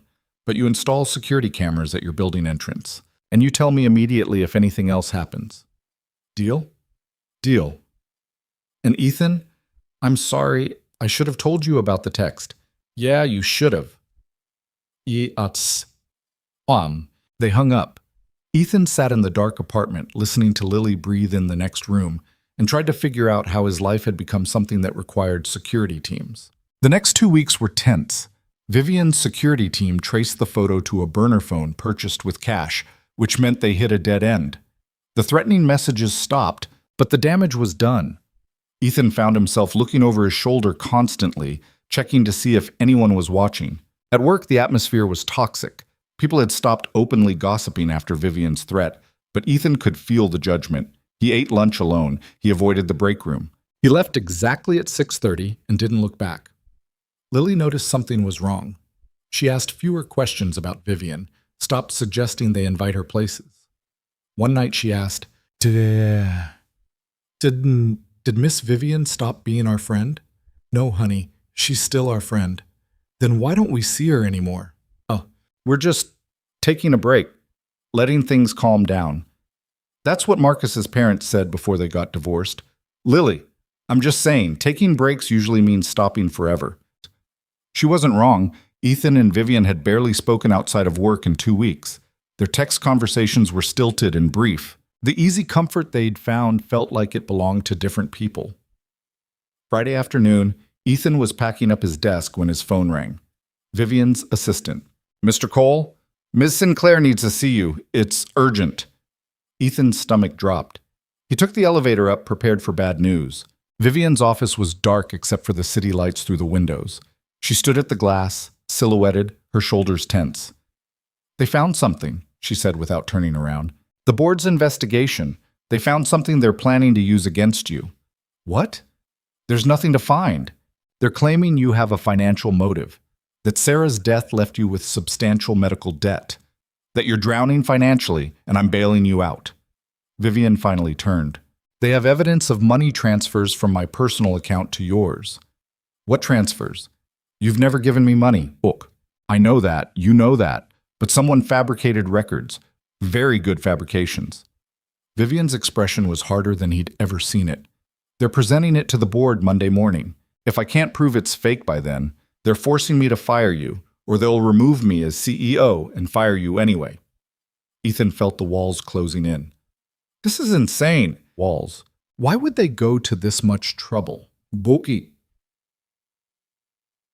Because they want me gone and they've decided you're the leverage. Vivian moved to her desk, pulling up documents on her computer. The good news is my forensic accountant thinks he can prove the records are fabricated. The bad news is he needs time we don't have. So what do? We fight, or Vivian hesitated, or you resign voluntarily, citing personal reasons. That removes their ammunition. You want me to quit? I want you safe and employed somewhere else where no one is trying to destroy your life. Ethan stared at her. After everything, the friendship, the support, the promises to protect each other, she was asking him to walk away. If I leave, they win, he said slowly. If you stay, they destroy you, and probably Lily in the crossfire. So I'm supposed to just run? You're supposed to survive. Vivian's voice cracked. I can't protect you from this, Ethan. I thought I could, but I was wrong. These people are more ruthless than I anticipated. Then we're both in trouble, because I'm not running. Don't be stupid. I'm not being stupid. I'm refusing to let corporate politics force me out of a job I earned. A job I'm good at. Ethan stepped closer. You told me you were done living by other people's rules. Apparently that only applies when it's convenient. That's not fair. None of this is fair. But if I leave now, what message does that send? That they were right? That I was using you? He shook his head. No. We fight this together or we both lose. Vivian looked at him for a long moment, something shifting in her expression. You're sure? I'm terrified, but I'm sure. Okay. She straightened her shoulders, the warrior returning. You or... She stopped. Then we fight. They spent the weekend building their defense. Vivian's forensic accountant worked around the clock, tracing the fake transfers back to their source. By Sunday evening, they had a trail leading to Derek Chambers, the same analyst who'd posted the original photo. He's working with someone on the board, Vivian said, staring at the evidence spread across her dining room table. Ethan had come over at noon, and they'd been at it for hours, surviving on coffee and takeout. That's the only way he'd have access to this level of falsified documentation. Can you prove it? Not yet, but I'm close. Ethan rubbed his eyes. This is exhausting. Welcome to corporate warfare. Vivian poured more coffee. This is what I deal with constantly, except usually I'm not this personally invested. Lucky you. She smiled, tired but genuine. I've missed this. Us working together. We work together every day. Not like this. This feels like partnership. Vivian sat back studying him. I meant what I said before, about you and Lily being the only real thing in my life. I know. Wow. Do you? Because I feel like I keep pushing you away trying to protect you, and that's probably hurting you more than helping. Ethan thought about Lily asking if Vivian had stopped being their friend, about the distance that had crept between them over the last 2 weeks. It did hurt, he admitted. But I understand why you did it. Doesn't make it right. No, but we're both still learning how to do this. They worked until midnight, finally assembling a case strong enough to present Monday morning. Ethan called Mrs. Chen to check on Lily. She'd offered to keep her overnight when she heard about the crisis, and confirmed everything was fine. Your girl is worried about you, Mrs. Chen said. She asks every hour if you're okay. Tell her I'm fine. Tell her I'll see her tomorrow. When he hung up, Vivian was watching him. She's scared. She's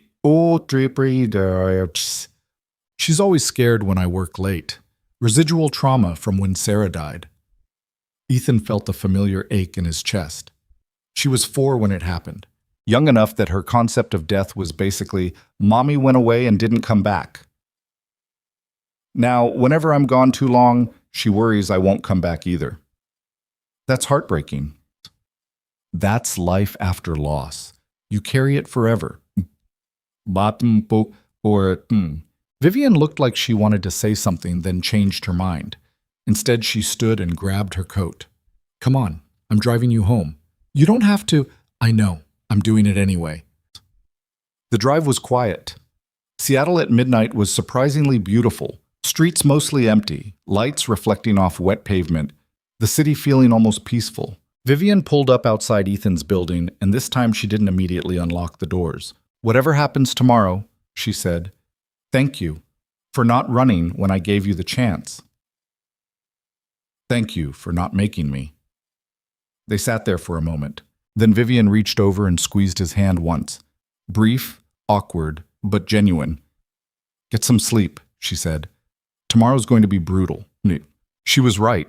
Monday morning felt like walking to an execution. The board meeting was scheduled for 10 a.m. Ethan arrived at 9, met Vivian in her office, and they reviewed their evidence one final time. Ready? She asked. Absolutely not. Good. Me neither. They walked to the boardroom together. 12 board members sat waiting, their expressions ranging from hostile to coldly neutral.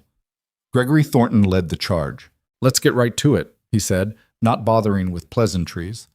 We have evidence that Mr. Cole has been receiving substantial payments from you, Ms. Sinclair. Payments that coincide with his increasing influence in this company. He slid a folder across the table. Inside were bank statements, transfer receipts, even what looked like signed contracts. These documents are fabricated, Vivian said calmly, and we can prove it, but can you? Patricia Chen leaned forward. Because our forensic team confirmed their authenticity. Your forensic team was lied to. Vivian opened her laptop. Mister, Cole has never received any money from me personally. These transfers don't exist in reality, only in documents created specifically to frame him. That's a serious accusation, Thornton said. It's a provable fact. Vivian pulled up her evidence. The metadata on these documents shows they were created last week. The account numbers don't match any actual accounts I hold, and the signatures are digital forgeries. She walked them through every detail. The board members shifted uncomfortably as the case fell apart. But Thornton wasn't done. Even if these particular documents are fake, he said, the relationship itself is problematic. Mr. Cole has benefited from special treatment since you two became friends. Define special treatment, Vivian shot back. Extended deadlines, preferential assignments, public defense when others would have been terminated. Well, He received one deadline extension in 2 years. His assignments are based on his skill set, and I defended him because he's excellent at his job. Vivian's voice went cold. What you're really saying is that you don't believe a man and woman can be friends without sexual motivation. That's your prejudice, not my problem. The room fell silent. Ethan sat frozen, watching Vivian dismantle them piece by piece. Furthermore, Vivian continued, I know who fabricated these documents, Derek Chambers in market analysis, and I know he was working with someone on this board. She looked directly at Thornton. Would you like to guess who? Thornton's face went pale. That's slander. It's the truth, and I have proof. Vivian slid her own folder across the table. Email communications between you and Chambers, payment records from your personal account to his. You orchestrated this entire scheme to discredit me through Ethan. Patricia grabbed the folder, flipping through it. Her expression hardened. Gregory, is this true? I was protecting the company. You were staging a coup. Vivian's voice could have cut steel. You wanted me gone so badly you were willing to destroy an innocent man's life and career. Congratulations. You've just destroyed your own instead. The meeting erupted, board members arguing, Thornton trying to defend himself, Patricia calling for an immediate vote on his removal. Ethan sat there watching his life nearly end and then get saved in the span of 30 minutes. Finally, Patricia called for order. Mr. Thornton, you're removed from this board effective immediately. Mr. Chambers will be terminated and potentially prosecuted. And Miss Sinclair, you have this board's full support moving forward. It was over. They stumbled out of the boardroom an hour later, both as exhausted and shell-shocked. Vivian's office felt like sanctuary. We won, she said, like she couldn't believe it. You won. I just sat there. You stayed. That was the brave part. Ethan's phone buzzed. Mrs. Chen. Lily wants to know if everything's okay. He texted back. Everything's fine. I'll pick her up soon. Go get your daughter, Vivian said. Take the rest of the day. You've earned it. What about you? I have to deal with the aftermath. Fire some people. Reassure others. Probably drink an entire bottle of wine later. She managed a tired smile. But we're okay now. All of us. Ethan stood to leave, then stopped. Vivian, thank you for fighting for me. Thank you for being worth fighting for. He went home and picked up Lily, who threw herself into his arms with such force it nearly knocked him over. You're okay, she said into his shoulder. You came back. I'll always come back, Lil. Always. That night, he tucked her into bed and she asked, Is Miss Vivian okay too? Yeah, she's okay. Good, I like her. She's family now. Ethan's breath caught. Family? The family you choose, not the family you're born with. Lily yawned. Mrs. Chen told me about chosen family. It's the people who stay even when things are hard. Out of the mouths of 8-year-olds. Ethan's phone buzzed as he closed Lily's door. Vivian. Dinner this weekend? The three of us? I think we've earned it. He smiled and typed back. Yeah, we definitely have. Saturday came with unexpected sunshine, rare for Seattle in December. Ethan woke to Lily jumping on his bed at 7 a.m., which was actually generous considering she'd been awake since 6, asking when they were leaving. We're not meeting her until noon, Ethan groaned, pulling a pillow over his head. Ethan. But I need to pick an outfit and do my hair and make sure Steve looks good. The cactus is coming? Obviously. Miss Vivian gave him to me. He's part of the family. Ethan gave up on sleep and made pancakes while Lily changed clothes 4 times, finally settling on jeans and a sweater with a whale on it. Steve the cactus got positioned carefully in a small tote bag with tissue paper padding. "This is ridiculous," Ethan told the cactus. "You know that, right?" Steve, being a cactus, did not respond.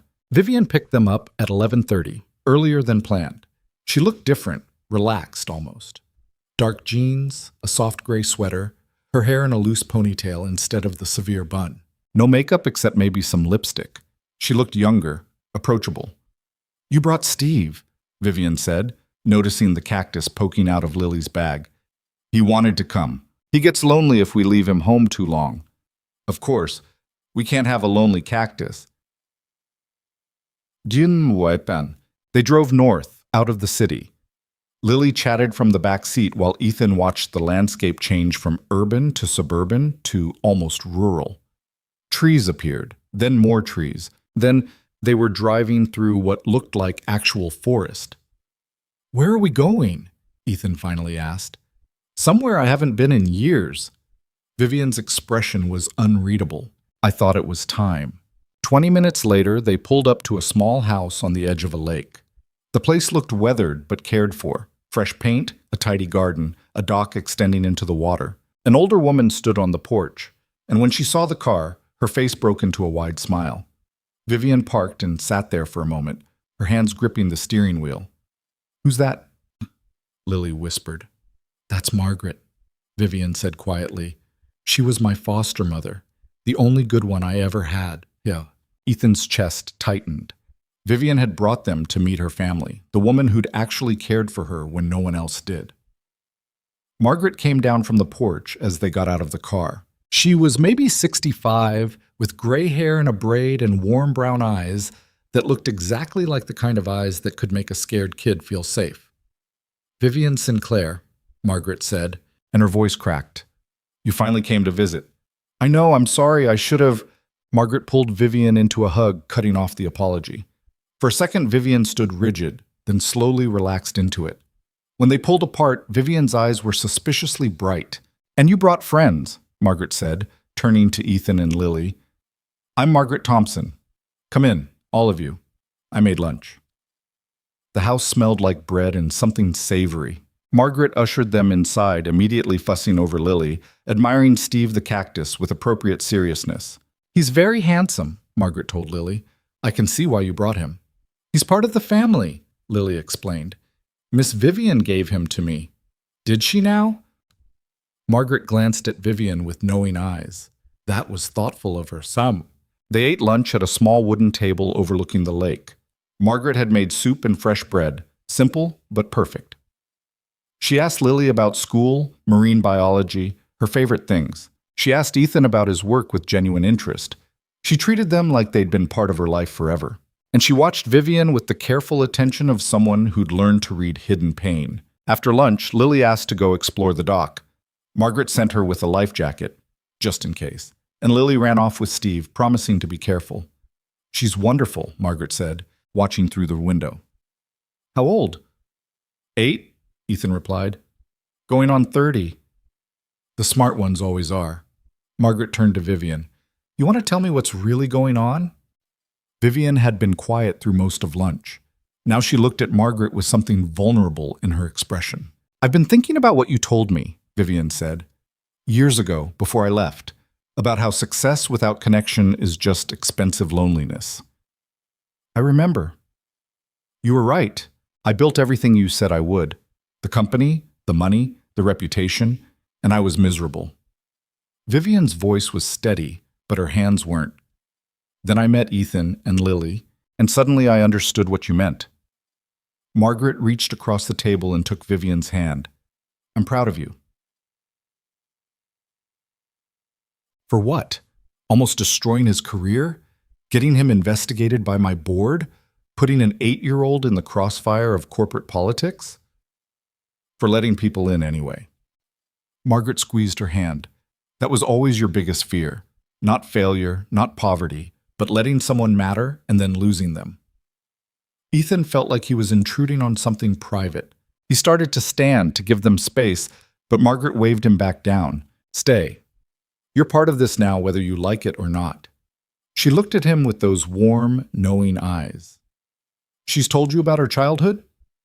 Some of it, Ethan said carefully.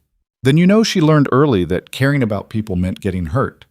I had her for 3 years, aged 12 to 15, and she never fully let me in. Always kept one foot out the door, expecting me to send her away. Margaret's voice was gentle but sad.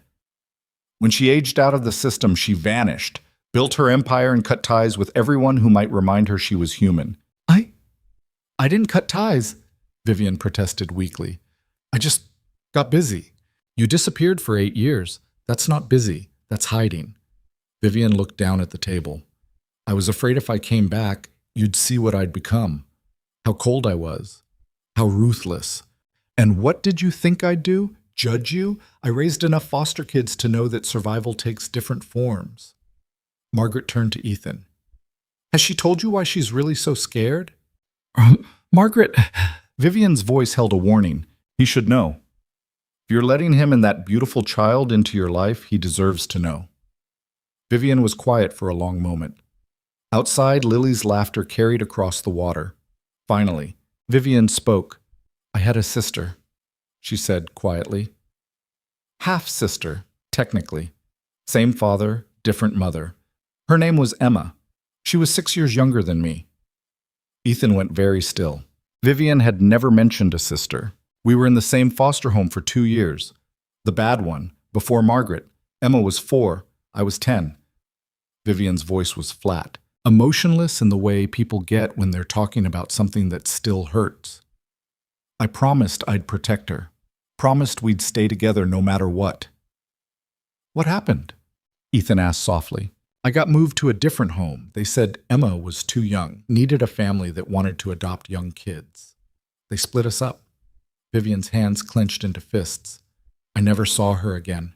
I tried to find her once I had money and resources, but she'd been adopted under a different name. Sealed records. She could be anywhere. Margaret's eyes were wet. You were 10 years old, Vivian. You couldn't have stopped them. I promised her. I told her I'd keep her safe, and I couldn't. Vivian looked at Ethan. That's why I don't let people in. Because every time I've cared about someone, they've been taken away. My mother abandoned me. Emma was ripped from my life. Every foster home ended eventually. The only person I could count on was myself. Ethan understood now. The walls, the coldness, the fear of connection, it all came back to a 10-year-old girl who'd lost her sister and learned that love meant loss. Lily reminds me of her, Vivian said quietly. Emma loved science too. She wanted to be an astronaut. She had this way of explaining things that made everything sound magical. A tear slid down Vivian's cheek.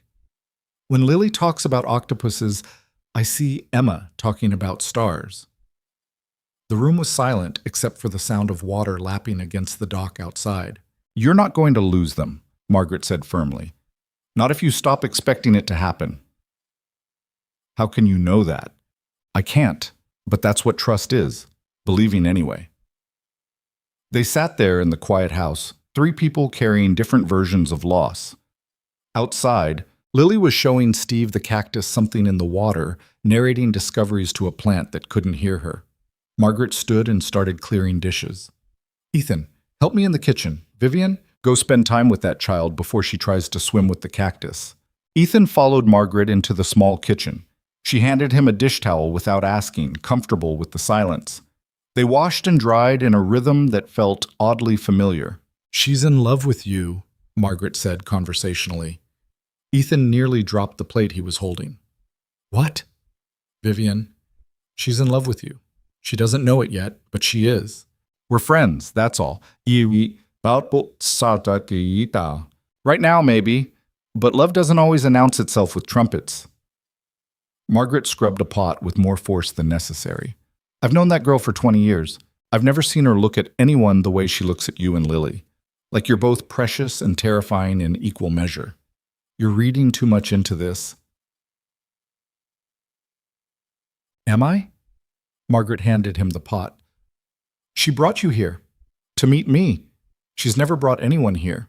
Not business partners, not friends, certainly not whatever other relationships she's had over the years. Just you and your daughter. Ethan didn't have a response to that. He dried the pot carefully, buying time. I'm not saying you have to do anything with that information, Margaret continued. I'm just saying pay attention, because Vivian doesn't know how to ask for what she needs. She only knows how to survive. I'm not in a position to offer her anything. I'm a single father barely holding his life together. She's a billionaire CEO. Money doesn't matter when you're lonely, and she's been lonely her whole life. Margaret fixed him with a look that reminded him of Lily at her most serious. Don't let the practical stuff stop you from seeing what's real. They finished the dishes in silence. Through the window, Ethan watched Vivian sitting on the dock next to Lily, both of them watching the water. Lily was talking, always talking, and Vivian was listening with complete attention. The afternoon sun caught Vivian's hair, turned it golden. She looked peaceful in a way Ethan had never seen at work. She looked happy. His chest did something complicated. They stayed until late afternoon. Margaret fed them cookies she'd baked that morning and told stories about 12-year-old Vivian, who'd been too smart for her own good and too scared to trust anyone. She used to sneak into my room at night, Margaret said. Just stand in the doorway, checking I was still there. It took 6 months before she believed I wasn't going to disappear. I was not that pathetic, Vivian protested. You were that hurt. Different thing. When it was time to leave, Margaret pulled Vivian aside. Ethan couldn't hear what she said, but Vivian nodded and hugged her tight.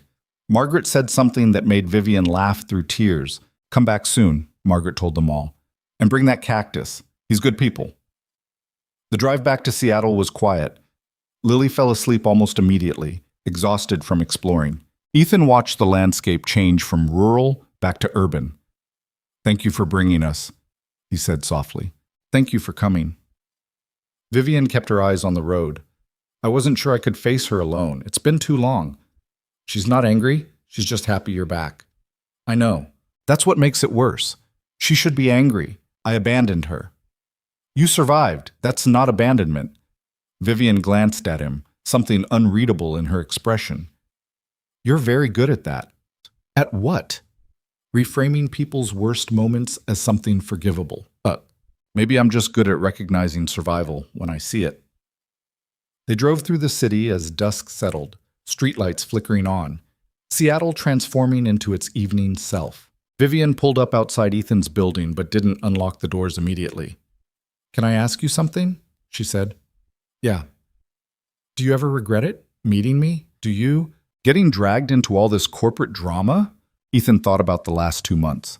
The stress, the investigations, the threatened career, the anonymous messages. Then he thought about Lily calling Vivian family, about Vivian slowly becoming more human, more real, about not feeling quite so alone in the world. No, he said honestly, I don't regret it.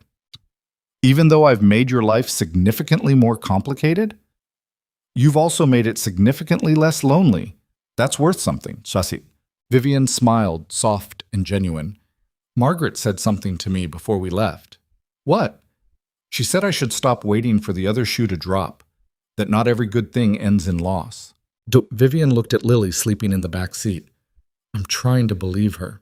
Good, because I'm not going anywhere. You can't promise that. Neither can you, but we're both still here. In the back seat, Lily stirred and mumbled something about jellyfish. Ethan smiled. I should get her inside before she wakes up and wants to tell you 17 more octopus facts. I like the octopus facts. That's because you haven't heard all of them yet. There are hundreds. Vivian laughed. Ethan grabbed Lily carefully, cradling her against his shoulder. She was getting too big for this, but he wasn't ready to stop carrying her yet. Same time next week? Vivian asked. Same time next week. The next few weeks settled into a new rhythm. Dinners every Wednesday. Weekend outings when Vivian wasn't drowning in work. Sunday morning coffee runs where Lily dragged both adults to the library afterward and made them sit through her choosing books. At work, things improved. The board had restructured after Thornton's removal, bringing in new members who actually seemed to respect Vivian. Derek Chambers was fired and facing fraud charges. The office gossip died down as people realized Ethan wasn't going anywhere. He got a promotion, senior lead analyst, with a salary increase that meant he could finally afford to move to a slightly larger apartment. "You earned this," Vivian told him when she presented the promotion letter. "This has nothing to do with our friendship. Your work is exceptional. People will say otherwise. Let them. I've stopped caring what people say." Christmas came. Ethan had never been great at Christmas since Sarah died. It felt too much like performing happiness for Lily's sake. But this year felt different. Lily made Vivian a card decorated with drawings of sea creatures. Inside, she'd written in her careful 8-year-old handwriting, "Thank you for being our family. Love, Lily and Steve." Vivian opened it Christmas Eve when she came by with presents. Too many presents, including a massive marine biology book for Lily that probably cost more than Ethan's rent. "This is too much," Ethan protested. "It's really not." Vivian watched Lily tearing through the wrapping paper with pure joy. "I never had this growing up. Christmas was just another day in whatever foster home I was in. Let me enjoy this." So Ethan let her. They spent Christmas morning together, just the three of them. Vivian helped Lily assemble a model of the solar system. Ethan made breakfast. They watched bad Christmas movies and ate too much food, and for a few hours, the world felt simple. Lily fell asleep on the couch around 3 p.m., exhausted from excitement. Ethan covered her with a blanket and joined Vivian in the kitchen. "Thank you for today," Vivian said quietly. "I know I crashed your Christmas." "You didn't crash anything. You were invited. Still, I'm sure you had traditions, things you did with Sarah." Ethan leaned against the counter. "We did, but traditions change. Life changes. I'm learning to be okay with that." "Are you? Okay with it? What?" "It's set. Most days. Some days I still wake up and forget she's gone. Those days are harder." He looked at Vivian. "But having you around helps. You and Margaret were right about that loneliness thing. It's different when you share it." Vivian moved closer, hesitant. "I got you something. I wasn't sure if I should give it to you." "Why?" "Because it's personal, maybe too personal." She pulled a small wrapped box from her bag. "But Margaret said I should give it to you anyway." Ethan opened it carefully. Inside was a photo in a simple frame. It was from the aquarium, the three of them in front of the jellyfish tank, Lily between them, all of them actually smiling. Not posed, not forced, just real. "I had security footage pulled," Vivian explained, "from their cameras. I know it's weird, but I wanted to remember that day, when things felt possible." Ethan stared at this photo. They looked like a family, a strange, unconventional family, but family nonetheless. "It's perfect," he said. "Thank you." They stood there in his tiny kitchen, close enough that Ethan could see the flecks of gray in Vivian's blue eyes. Something shifted in the air between them, not quite tension, but awareness. The recognition that they were standing on the edge of something neither of them had acknowledged yet. Vivian stepped back first. "I should go. Let you have the rest of your day." "You don't have to." "I know. But Lily's asleep and I don't want to—" She stopped. "I don't want to complicate things. Things are already complicated. They could get more complicated." Ethan understood what she wasn't saying. The line they'd been walking for months was getting harder to walk. Friend or something more? Professional or personal? Safe or terrifying? "Vivian, don't." She held up a hand. "Not yet. I'm not ready for not yet." "Okay." She left. Ethan stood in his kitchen holding the framed photo and wondering when exactly his life had become something that required navigating feelings he hadn't felt since Sarah died. New Year's Eve hit like a freight train. Vivian had a company party, mandatory attendance for senior staff, which now included Ethan. He'd never been to one before, always used Lily as an excuse to skip. This year, Margaret offered to take Lily for the night. "I want to see the ball drop," Margaret had said when she picked Lily up that afternoon. "And this little scientist can explain to me why time zones are a social construct." "I never said that," Lily protested. "But you were thinking it, Tom." So Ethan found himself in a tailored suit he'd bought specifically for this occasion, standing in a downtown hotel ballroom filled with people who probably earned triple his salary. Vivian was across the room holding court with investors and board members, looking stunning in a black dress that probably cost more than his car used to. She caught his eye and smiled. Just a small one, but it felt like a lifeline. That's the look of a man in trouble, Marcus said, appearing at Ethan's elbow with 2 glasses of champagne. Take it from someone who's been there. I'm not in trouble, I'm just tired. You're staring at our CEO like she hung the moon. That's not tired, that's something else. Ethan took the champagne. We're friends. Right, and I'm dating Jennifer Lawrence. Come on, man. Everyone can see it. See what? The way you look at each other. The way she lights up when you walk in a room. The way you defend her like she's worth going to war for. Marcus shrugged. You're not fooling anyone except maybe yourselves. It's complicated. It's always complicated. Doesn't make it less real. The party continued around them. Ethan made small talk with colleagues, avoided the people who still looked at him with suspicion, and tried not to watch Vivian too obviously. Around 11:30, she finally escaped the investors and found him on the balcony, where he'd retreated for air. Hiding? She asked. Strategically withdrawing. There's a difference. Tipus? Vivian leaned against the railing next to him. Below, Seattle sparkled with lights. Thank you for coming. I know these things aren't your favorite. They're not yours either. No, but they're necessary. She glanced at him. You look good in a suit. I should make you wear one more often. Please don't. I can't breathe in this thing. She laughed. They stood in comfortable silence, watching the city. Inside, someone announced 15 minutes until midnight. I need to tell you something, Vivian said suddenly. Ethan's stomach dropped. That sounds ominous. It's not. Maybe. I don't know. She turned to face him fully. Margaret called me yesterday. She said I was being a coward. About what? About you? About us? About the fact that I'm... Vivian stopped, took a breath. I care about you more than I should. More than is probably smart. And it terrifies me because everyone I've ever cared about has left or been taken away. Ethan's heart was pounding so hard he thought it might break through his ribs. Vivian, let me finish. Please. Her voice shook slightly. I don't know what this is between us. I don't know if it's friendship or something more, or just 2 lonely people finding comfort in each other. But I know that when I'm with you and Lily, I feel like a real person, not a CEO, not a billionaire, just Vivian.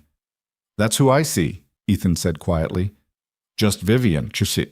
I'm not good at this. Vulnerability, honesty about feelings, any of it. I know, but you're doing it anyway. Inside, people started counting down. 10, 9, 8.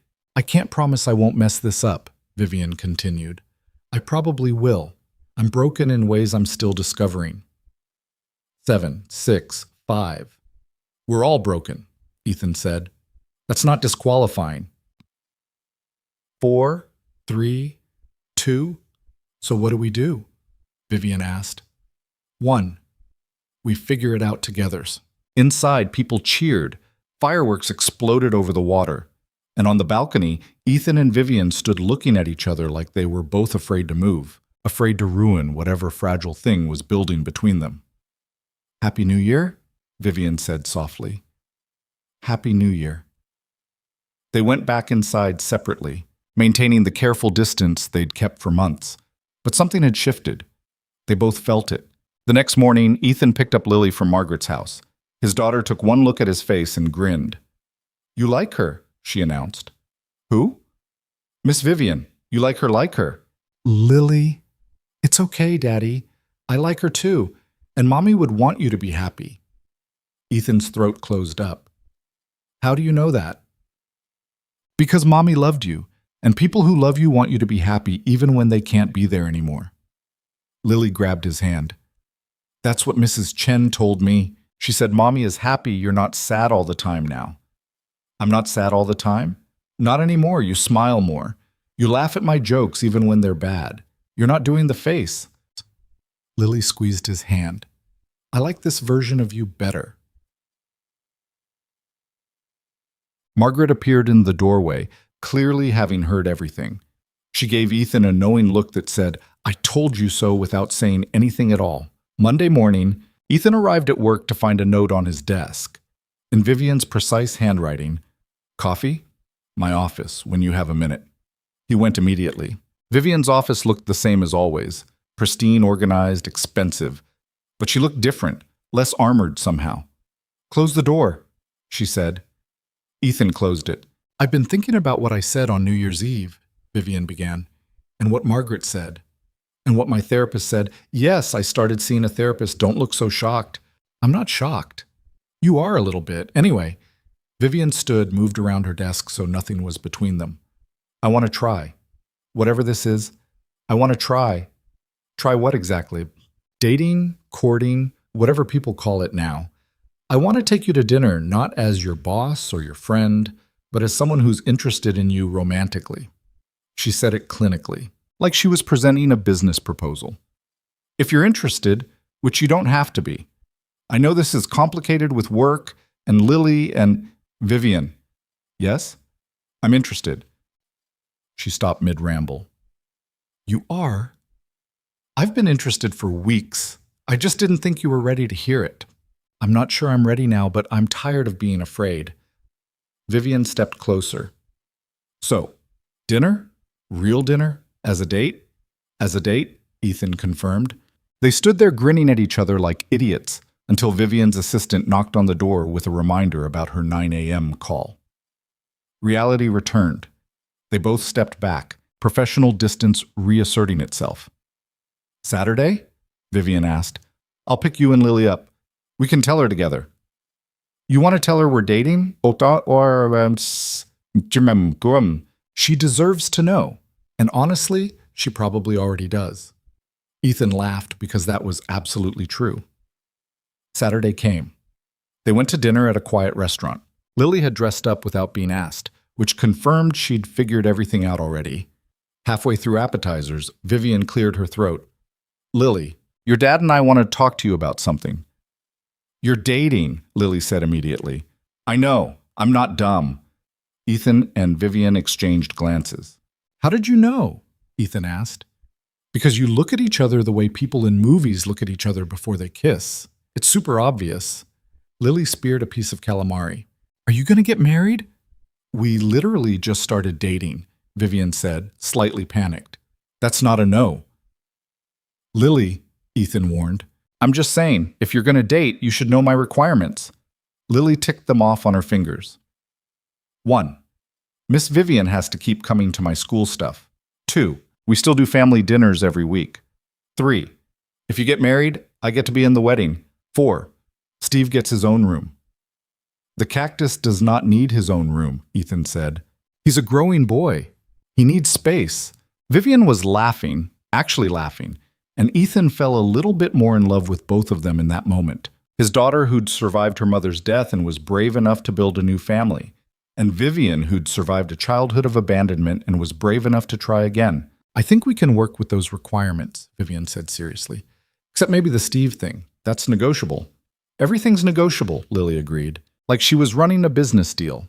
They finished dinner, went for ice cream despite the January cold, and drove home through the city that had witnessed their entire strange journey. Ethan sat in the passenger seat while Lily chattered from the back, and Vivian drove with one hand, her other resting between the seats where Ethan could reach it if he wanted.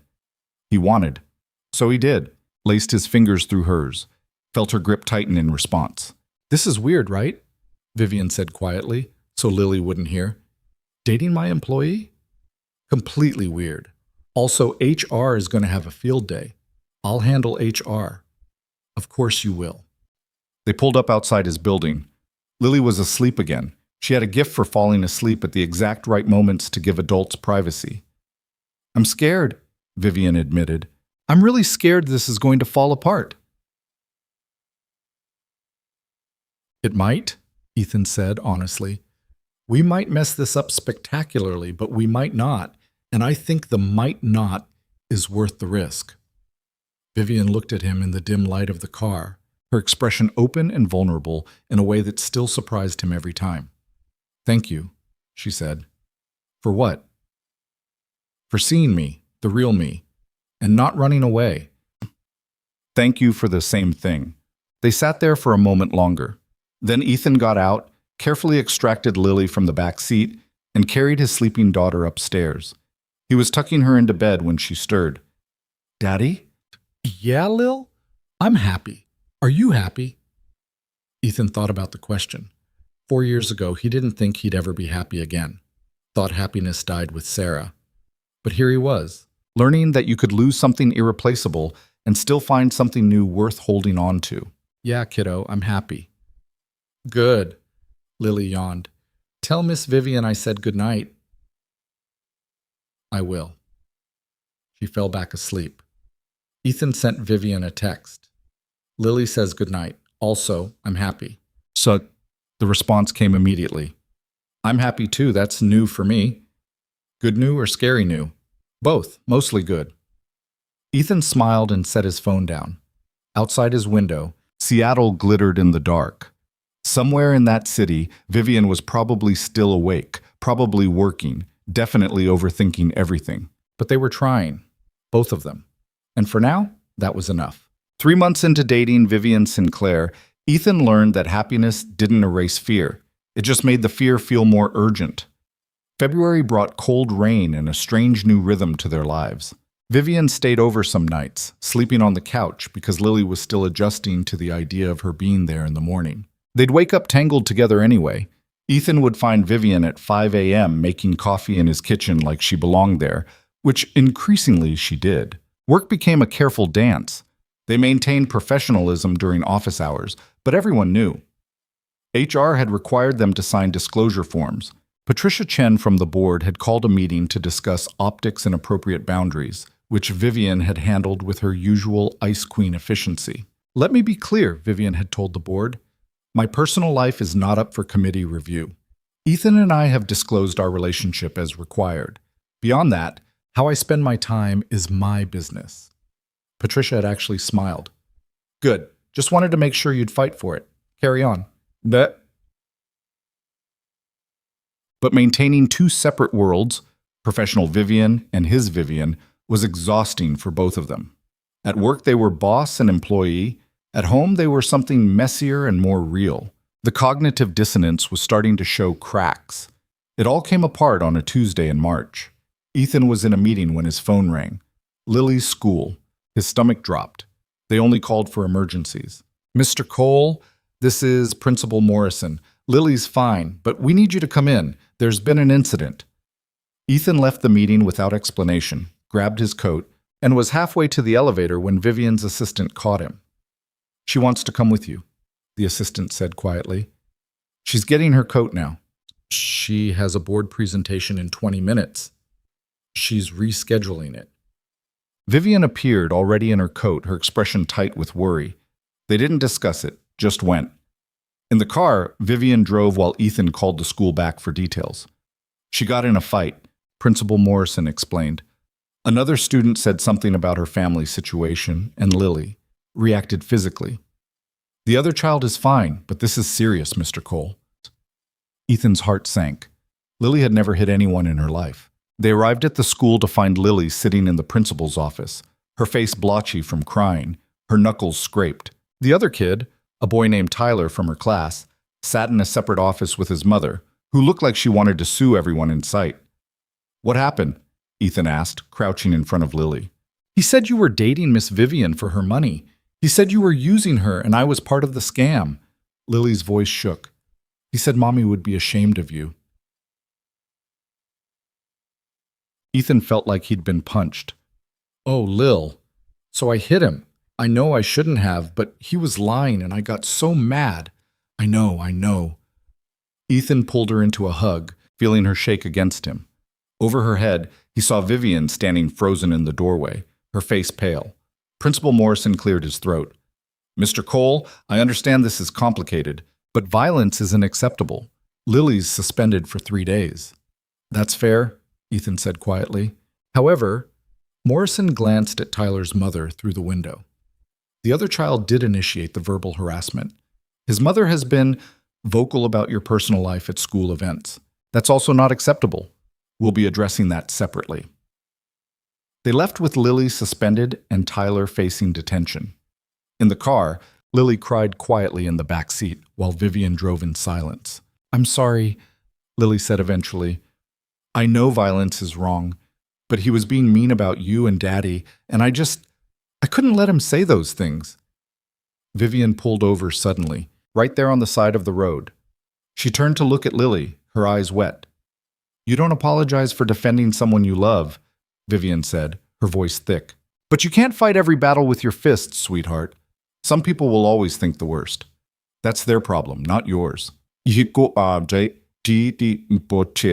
But they're wrong.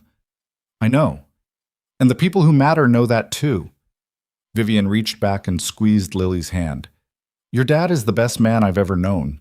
He's not using me. If anything, I'm the one who got lucky." Lily sniffled. "Are you going to leave because I got in trouble?" "What? No, never." Vivian looked genuinely shocked. "Why would you think that?" "Because everyone always leaves when things get hard. That's what Marcus says. His dad left when his parents started fighting." Utang! Ethan felt his heart crack open. Lily had been carrying this fear and never said anything. "I'm not leaving," Vivian said firmly. "Not because of this, not because of anything. You're stuck with me, kiddo. Both of you." They drove home. Ethan called work to say he was taking the rest of the day. Vivian did the same, ignoring 3 calls from her assistant. They ordered pizza and watched movies with Lily tucked between them on the couch, and tried to pretend the world outside didn't exist. That night, after Lily finally fell asleep, Ethan and Vivian sat in his tiny kitchen drinking wine neither of them really wanted. "This is my fault," Vivian said quietly. "People are targeting Lily because of me, because I'm visible and wealthy and dating you. It's not your fault. It's Tyler's mother's fault for being a gossip. Tyler's mother wouldn't have anything to gossip about if I wasn't in your life." Ethan set down his wine glass. "Don't do that. Don't make this about whether we should be together. We've been through worse." "Have we? Because watching an 8-year-old get suspended for defending us feels pretty terrible." Vivian's voice cracked. "I can't protect her from this, Ethan. I can buy security and hire lawyers and throw money at problems, but I can't stop people from being cruel. No one can. That's not on you. It feels like it's on me." They sat in heavy silence. Outside, Seattle did its usual March thing. Rain against windows, wind rattling the frames, the city washing itself clean. "Margaret called me yesterday," Vivian said eventually. "She asked when I was going to stop waiting for everything to fall apart." "What did you tell her?" "That I'm trying, but then today happened and I'm right back to thinking everyone I care about gets hurt because of me." Ethan moved his chair closer, took her hand. "You know that's not rational, right? Lily got in a fight because she's passionate and protective. That's who she is. It would have happened eventually, regardless of you. You don't know that. I know she once told a kid at the library that his views on climate change were stupid and scientifically inaccurate. She's been a fighter since birth. You didn't cause that." Vivian managed a small smile. "She did say that? She was 6. The kid had cried. I had to apologize to 3 different parents." Ethan squeezed her hand. "My daughter's fierce. That's not a flaw. It's who she is. And right now, she's fierce about protecting us. I'm not going to punish her for that. You suspended her for 3 days. I'm teaching her there are consequences for violence, but I'm also proud of her for standing up for what matters." Ethan pulled Vivian closer. "Just like I'm proud of you for not running when things got hard. That's growth, Vivian. A year ago, you would have already pushed us away. I still might, but you haven't. That counts for something." They went to bed that night curled together on Ethan's too small couch, because neither of them wanted to be alone. Around 2 a.m., Lily appeared in the doorway. "I had a nightmare," she whispered. "Come here, kiddo." Ethan made space. Lily squeezed between them, and somehow all 3 of them fit on the couch that definitely wasn't meant for 3 people. "I dreamed you both left," Lily said quietly. "Like Mommy did, except this time you chose to go." "We're not leaving," Vivian said, stroking Lily's hair. "I promise you, we're not leaving." "You can't promise that. People always promise and then they leave anyway." "You're right. I can't promise forever because nobody can." Vivian's voice was steady despite the tears on her face. "But I can promise today, and tomorrow, and every day I wake up, I'm going to choose to stay. That's the best anyone can do." Yeet. Lily thought about this. That's what Daddy said about Mommy, that she didn't choose to leave. It just happened. Yeah, Ethan said softly. That's right. But you're choosing to stay. Every day, Vivian confirmed. Okay, Lily yawned. That's good enough. They fell asleep like that. 3 people on a couch meant for 2, uncomfortable and perfect. The next morning brought unexpected news. Vivian's phone rang at 7 a.m., Patricia Chen from the board. Turn on the news, Patricia said without preamble. Financial channel, now. Ethan found the remote. The headline made his blood run cold. Billionaire CEO Vivian Sinclair under investigation for fraud and embezzlement. What the hell? Vivian grabbed the phone. Patricia, what is this? Wait. Someone leaked false documents to the press. Claims you've been embezzling company funds to support your boyfriend's lifestyle. It's Thornton. He's behind this. He got out on bail yesterday and apparently decided to go scorched earth. Ethan felt sick. This is because of me. This is because Gregory Thornton is a vindictive bastard, Patricia corrected. We're handling it. Legal is already drafting defamation suits. But Vivian, you need to come in. We need to make a statement. Vivian hung up. For a moment, she just stood there, staring at the TV where they were showing photos of her and Ethan together, dissecting their relationship, speculating about financial impropriety. I have to fix this, she said. How? I don't know, but I will. Vivian grabbed her bag. Stay here with Lily. Don't answer the door. Don't talk to reporters if they show up. Vivian, I mean it, Ethan. This is my mess. Let me clean it up. She left. Ethan stood in his apartment with his suspended daughter and watched his girlfriend's reputation get destroyed on national television. Lily appeared beside him. Is Miss Vivian in trouble? Yeah, Lil, she's in trouble. Because of us? Ethan wanted to lie, but he'd promised himself years ago he'd always be honest with Lily.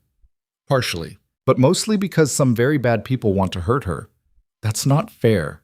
No, it's not. Lily watched the screen for a moment. We should help her. I don't know how. Then we figure it out. That's what families do. Out of the mouths of 8-year-olds, Ethan thought for the 100th time. Always the clearest wisdom in the simplest words. He called Marcus. I need a favor. Name it. Get me every analyst at the company on a call. Everyone Vivian has worked with in the last 5 years. Can you do that? Why? Because we're going to prove she's not a fraud, and we're going to do it publicly. Marcus was quiet for a second. You're going to war for her. She went to war for me. My turn. 3 hours later, Ethan had assembled 40 analysts, accountants, and support staff on a video call. Lily sat beside him, watching seriously. Here's what we're doing, Ethan told them. Thornton leaked false documents. We're going to create a comprehensive report showing Vivian's actual financial history with the company. Every transaction, every decision, every dollar accounted for. And we're going to present it to the press by end of business today. That's impossible, someone said. That's years of data. Then we work fast. Who's in? Every single person stayed on the call. They worked like they'd never worked before, pulling records, cross-referencing accounts, building an airtight case. Lily helped organize documents, creating a filing system that would have impressed a law firm. By 4 p.m., they had a 50-page report that proved beyond doubt that every accusation against Vivian was fabricated. Ethan called Patricia. We have evidence. Where's Vivian? In a board meeting. They're voting on whether to force her resignation. Jay, don't let them vote yet. We're coming. He grabbed the report, grabbed Lily, and took a car to the office. They burst into the boardroom where Vivian sat surrounded by board members, looking like she'd aged 10 years in one day. What are you doing here? Vivian asked, standing up. Saving your job. Ethan slammed the report on the table. This is a complete financial audit of every transaction Vivian has made as CEO. 40 analysts and accountants spent the day compiling it. It proves every single accusation against her is false. Patricia grabbed the report, flipping through it. Her expression shifted from skeptical to impressed. This is thorough, she said. It's the truth. Ethan looked at Vivian. You've spent 5 years building this company. You've never taken a dollar that wasn't earned. You've sacrificed relationships and health and any semblance of a personal life. And I'll be damned if I let Gregory Thornton destroy that because he's bitter about getting caught. One of the other board members, an older man named Robert, cleared his throat. Mr. Cole, this is highly irregular. Sorry. I don't care about regular. I care about what's right. Ethan turned to the full board. Vivian Sinclair is the best thing that ever happened to this company. She's brilliant and ruthless and occasionally terrifying, but she's honest.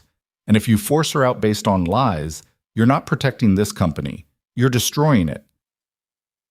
Lily stepped forward, looking tiny next to all the adults in expensive suits. Miss Vivian is also really nice. She comes to my dance recitals and brings cacti and listens to me talk about jellyfish, even though I know she's busy. And my dad is right. She's not a liar. So you should keep her as your boss. The room went silent. Then Patricia started laughing, actually laughing. Well, she said, I think that settles it. All in favor of dismissing these accusations and continuing Vivian's tenure as CEO? Every hand went up except Robert's, who looked like he'd been outmaneuvered by an 8-year-old, which he had. Motion carries, meeting adjourned. The board filtered out. Ethan stood there with Lily while Vivian remained frozen in her chair. You didn't have to do that, Vivian said finally. Yeah, I did. You've saved me multiple times. My turn. I could have handled it. I know, but you didn't have to. Ethan moved closer. That's what partnerships are. Sometimes you save each other. Vivian stood, and then she was hugging him, right there in the boardroom where anyone could see, professional distance abandoned. Lily joined the hug, squeezing both of them. Thank you, Vivian whispered. Both of you. You're welcome, but also you owe me, Lily said seriously. I skipped educational TV time for this. Vivian laughed through tears. Name your price. Aquarium trip, this weekend, with the good snacks. Deal. They left the office together. News crews were camped outside, but Patricia had already released a statement with the audit report attached. The story was already changing from billionaire CEO accused of fraud to false accusations against Sinclair thoroughly debunked. By the time they got home, Thornton had been rearrested for witness tampering and defamation. His lawyer was already negotiating a plea deal. That night, they ordered Thai food and ate it on the floor of Ethan's living room because the table was covered in the financial documents they'd printed. Steve, the cactus, presided over the chaos from his place on the windowsill. I'm quitting, Vivian announced suddenly. Ethan nearly choked on his pad thai. What? Not the company. I'm stepping back from CEO, making myself chair of the board instead, hiring someone else to run operations. Why? Because I'm tired. Because I want a life. Because watching you and 40 other people drop everything to save me today made me realize I've been doing this alone for too long. Vivian looked at him. I want time. Real time. With you and Lily and even Margaret. I want to go to dance recitals without checking my phone every 5 minutes. I want to be present for the life I'm building instead of sacrificing it for a job. Are you sure? Ethan asked carefully. This company is everything to you. No, it was everything. Now it's just something I'm good at. There's a difference. Vivian reached for his hand. You and Lily are everything. The company can survive without me running it day to day. I'm not sure I can survive without you. Lily looked up from her spring rolls. Does this mean you'll be around more? A lot more. Good. You still need to learn about bioluminescence. We barely scratched the surface. They spent the evening like that, talking about futures instead of just surviving presents. Vivian explained her transition plan. Ethan suggested she talk to Margaret about it first, get her perspective. Lily insisted they needed to celebrate with a trip to the Science Museum. Around 10 p.m., Lily fell asleep on the couch. Ethan carried her to bed while Vivian cleaned up the takeout containers. When he came back, Vivian was standing at the window looking out at the city. I'm scared, she admitted. I've been CEO since I was 24. I don't know who I am without that. You're Vivian, the woman who brought a cactus to a dance recital, who learned jellyfish facts to make an 8-year-old happy, who fought tooth and nail to protect someone she cares about. Ethan came to stand beside her. The CEO thing is just what you do. It's not who you are. How do you always know the right thing to say? again, saying, I don't. I just try to see you clearly and tell you what I see. Vivian turned to face him. I love you. I should have said it before, but I was scared. I'm still scared, but I love you. Ethan's breath caught. I love you too. Have for a while now. Even though I'm a disaster? Especially because you're a disaster. Perfect people are boring. They kissed there by the window, gentle and unhurried. When they pulled apart, Vivian was smiling. So what happens now? She asked. Now we figure out how to build a life together, messily and imperfectly. I'm good at messy and imperfect. I know, it's one of your best qualities. The next few months were a study in transition. Vivian stepped back from daily operations, hired a new CEO she trusted, and threw herself into the chair role, which required a fraction of the hours. She moved into a smaller condo closer to Ethan's place. She started showing up at Lily's school events, became friends with Margaret and Mrs. Chen, learned to cook exactly one meal, which she made every Tuesday with aggressive determination. Ethan got promoted again, this time to head of the analytics department. The gossip finally died down when people realized their relationship wasn't a scandal, just two people building something real. Lily thrived. Her suspension became a non-issue after the school implemented anti-bullying measures that should have existed all along. Tyler's mother issued a formal apology, which Lily accepted with the grace of someone twice her age. And Steve the cactus grew 3 inches, which Lily insisted was because he was happy. One Saturday in June, they drove out to Margaret's lake house. The weather was perfect, warm sun, clear water, everything green and alive. They spent the day swimming and eating Margaret's cooking and listening to Lily explain her latest marine biology obsession. That evening, after Lily had gone inside to help Margaret with dessert, Ethan and Vivian sat on the dock watching the sunset. I have something to tell you, Vivian said. Ethan's stomach dropped. That sounds ominous. It's not. It's good, I think. Vivian took a breath. I found Emma, my sister. Ethan turned to stare at her. What? My investigator finally tracked her down. She was adopted by a family in Portland, changed her name to Emma Richardson. She's 24 now, studying environmental science. Vivian's voice shook. I haven't contacted her yet. I wanted to tell you first. Are you going to? I want to, but I'm terrified. What if she doesn't remember me? What if she's angry I didn't find her sooner? What if... Vivian. Ethan took her hand. You were 10 years old when you lost her. That wasn't your fault. And if she's anything like you, she'll understand that. But what if she hates me? Then you'll handle it, with Margaret and me and Lily backing you up. He squeezed her hand. But I don't think she will. I think she's been looking for you too. Vivian was quiet for a long moment. Will you come with me when I meet her? If you want me there, I'll be there.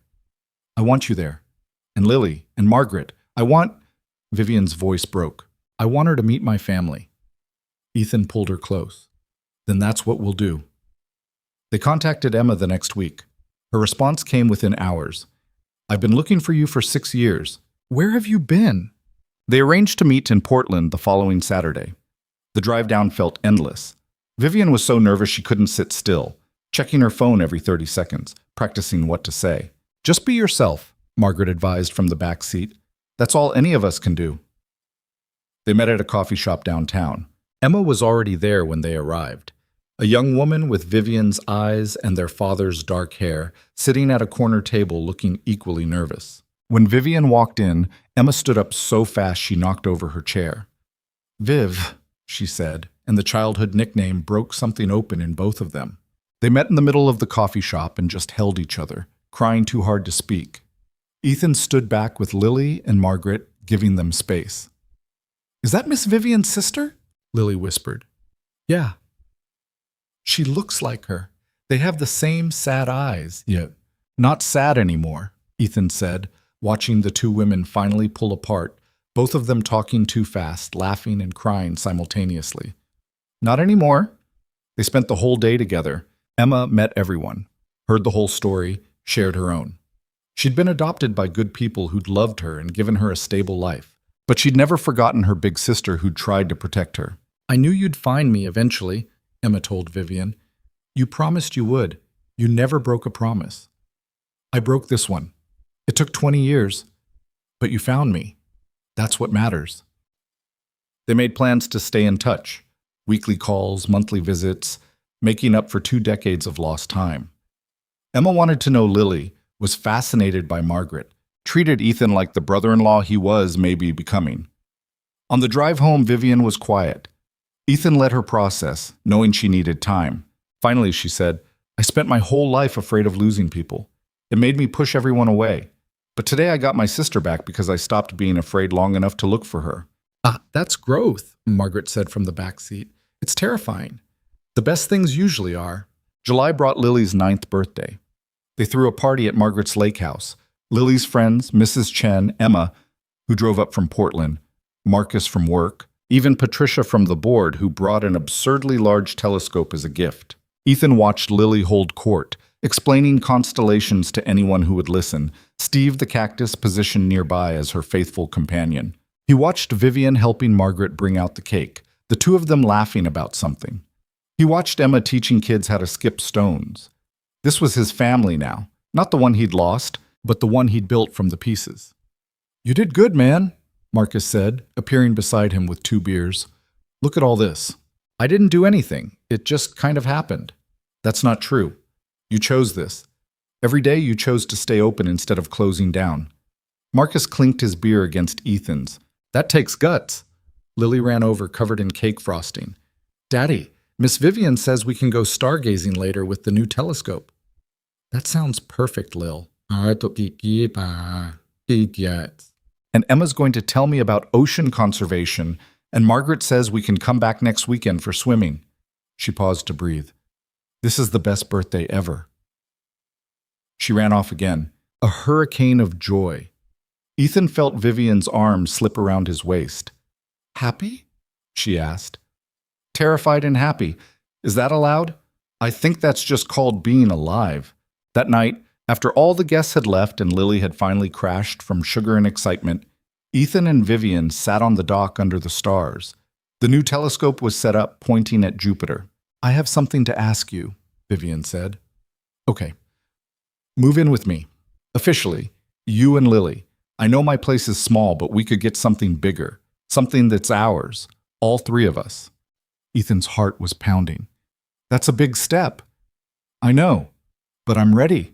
Are you? He thought about the last year, about everything they'd survived and built, about Lily asking when Miss Vivian was going to live with them for real instead of just sleeping on the couch sometimes. Yeah, he said. I'm ready. Vivian kissed him, soft and sure. Good, because Lily already picked out paint colors for her room. She has very specific opinions about marine-themed decor. Of course she does. They found a house in August. Not too big, not too small, with a yard for Lily and a home office for Vivian, and enough space that they weren't constantly tripping over each other. It had good light and old trees and a kitchen where all 3 of them could cook together. Moving day was chaos. Lily insisted on carrying Steve the cactus personally, refusing to let the movers touch him. Margaret supervised the furniture arrangement with the authority of a general. Emma drove up to help unpack. Mrs. Chen brought food because moving is hungry work. By evening, the house looked like a bomb had gone off in it. Boxes everywhere, furniture in wrong rooms, nothing where it belonged. This is a disaster, Ethan said, looking around. This is perfect, Vivian corrected. She was sitting on the floor, surrounded by boxes labeled kitchen stuff, her hair falling out of its ponytail, dust on her expensive jeans. She looked happy. Lily appeared from somewhere carrying Steve. I found the perfect spot for him. He can see the backyard and get morning sun. That sounds ideal, Vivian said seriously. Also, we need to get a dog. Absolutely not, Ethan said. We'll discuss it, Vivian said at the same time. Lily grinned, knowing she'd won. That night, they ate pizza on the floor of their new living room because the table wasn't assembled yet. They made a list of everything they needed to do. Unpack, organize, figure out the weird smell coming from the hall closet. The list was overwhelming. We'll figure it out, Vivian said. One day at a time. One day at a time, Ethan agreed. Lily fell asleep between them, full and content. They carried her to her new room, still mostly empty except for her bed and Steve on the windowsill, and tucked her in. I can't believe this is our house, Vivian whispered in the hallway. I can't believe you wanted this. A year ago, you were the Ice Queen CEO who ate underperforming analysts for breakfast. I was never that bad. You were exactly that bad. Vivian smiled. Fair, but I'm better now. You are. We all are. Yes. They spent the next hour unpacking essentials, toothbrushes, coffee maker, sheets for their bed. It was mundane and domestic and perfect. September brought new routines. Lily started 4th grade. Ethan adjusted to his new role as department head. Vivian worked from home 3 days a week, attended board meetings the other 2, and somehow found time to volunteer at Lily's school. They had family dinners every Wednesday. Margaret visited twice a month. Emma came up from Portland whenever she could. Mrs. Chen became a fixture at weekend breakfasts. It wasn't perfect. They fought about stupid things, dishes, schedules, whether to get the dog Lily desperately wanted. Vivian still worked too much sometimes. Ethan still struggled with grief on bad days. Lily had moments where she missed her mom so badly she couldn't function, but they figured it out together. One October evening, Ethan came home to find Vivian and Lily in the backyard burying something in the garden. Do I want to know? He asked. We're planting a tree, Lily explained. A memorial tree. For Mommy. Ethan's chest tightened. Yeah? Miss Vivian said we should have something growing, something alive. So Mommy's still part of our home even though she's not here. He looked at Vivian, who was covered in dirt and looking uncertain. Was that okay? She asked quietly. I should have asked first, but Lily was sad and I thought... Ethan kissed her, stopping the spiral. It's perfect, thank you. They finished planting the tree together, a Japanese maple that would turn brilliant red every fall. Lily chose the spot, insisting it needed to see the kitchen window so Sarah could watch them cook. She loved cooking with you, Lily told Ethan. She'd want to see us now. Yeah, she would. That night, after Lily was asleep, Vivian found Ethan standing at the kitchen window looking at the tree. You okay? She asked. Yeah, just thinking. He turned to face her. Thank you for loving her, for loving the memory of her and not feeling threatened by it. She made you who you are. She gave you Lily. How could I feel threatened by that? Vivian leaned against him. She was part of your story. I'm just lucky enough to be part of the next chapter. You're more than that. You're the reason there is a next chapter. We saved each other. That's how this works. They stood there in their house, with their sleeping daughter and their memorial tree and their ridiculous cactus. It wasn't the life Ethan had imagined 4 years ago, standing in a hospital room saying goodbye to his wife. It wasn't the life Vivian had imagined a year ago, sitting alone in a bar, texting an employee she barely knew. But it was their life. Messy and imperfect and real. December brought snow, rare for Seattle. Lily was ecstatic, dragging them outside at 6 a.m. to build snowmen before school. Steve the cactus watched from his windowsill, witnessing the chaos. Christmas morning, they woke up in their own house for the first time. Lily thundered down the stairs, found presents under the tree, and declared it the best Christmas ever. Emma had driven up the night before and stayed over. Margaret arrived at 8 with breakfast. Mrs. Chen came by with cookies. Marcus and his new girlfriend stopped by in the afternoon. The house was full of people and noise and life. That evening, after everyone had left and Lily had finally crashed from excitement, Ethan and Vivian sat in the living room surrounded by wrapping paper and new toys and the comfortable destruction of a good Christmas. I have one more present, Vivian said quietly. We agreed no more presents. We went way over budget already. This one doesn't cost anything. She pulled out an envelope. Open it. Inside was a single piece of paper, an application for adoption, with Lily's name on it. I want to adopt her, Vivian said, her voice shaking. If that's okay. If you both want that. I know I can't replace Sarah, and I'm not trying to, but Lily is my daughter in every way that matters, and I want to make it official. Ethan couldn't speak. He just pulled Vivian into his arms and held her while she cried. Is that a yes? She asked eventually. That's a yes. Lily will be thrilled. She's been asking when you're going to be her mom for real instead of just her dad's girlfriend. She asked that 2 weeks ago. I told her we needed to wait and see.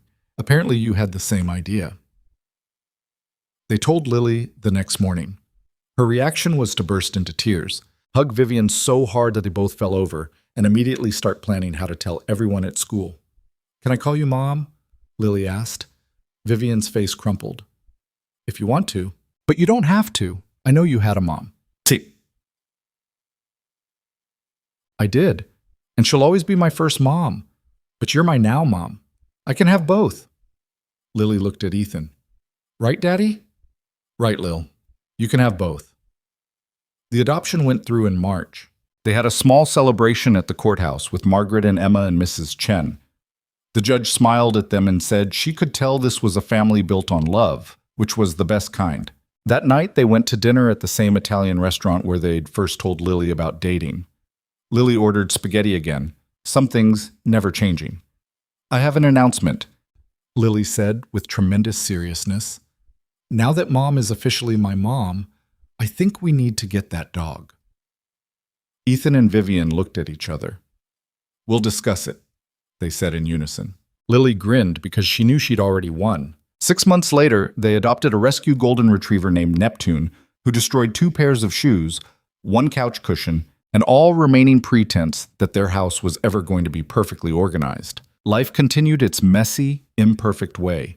Ethan got recruited by 3 different companies but stayed at Vivian's firm because he liked the work and the people. Vivian started a foundation for foster kids with Emma's help. Lily got accepted into a special science program for gifted students. They fought sometimes, made mistakes, apologized, forgave, tried again. Margaret said that was called being human, and they were getting better at it.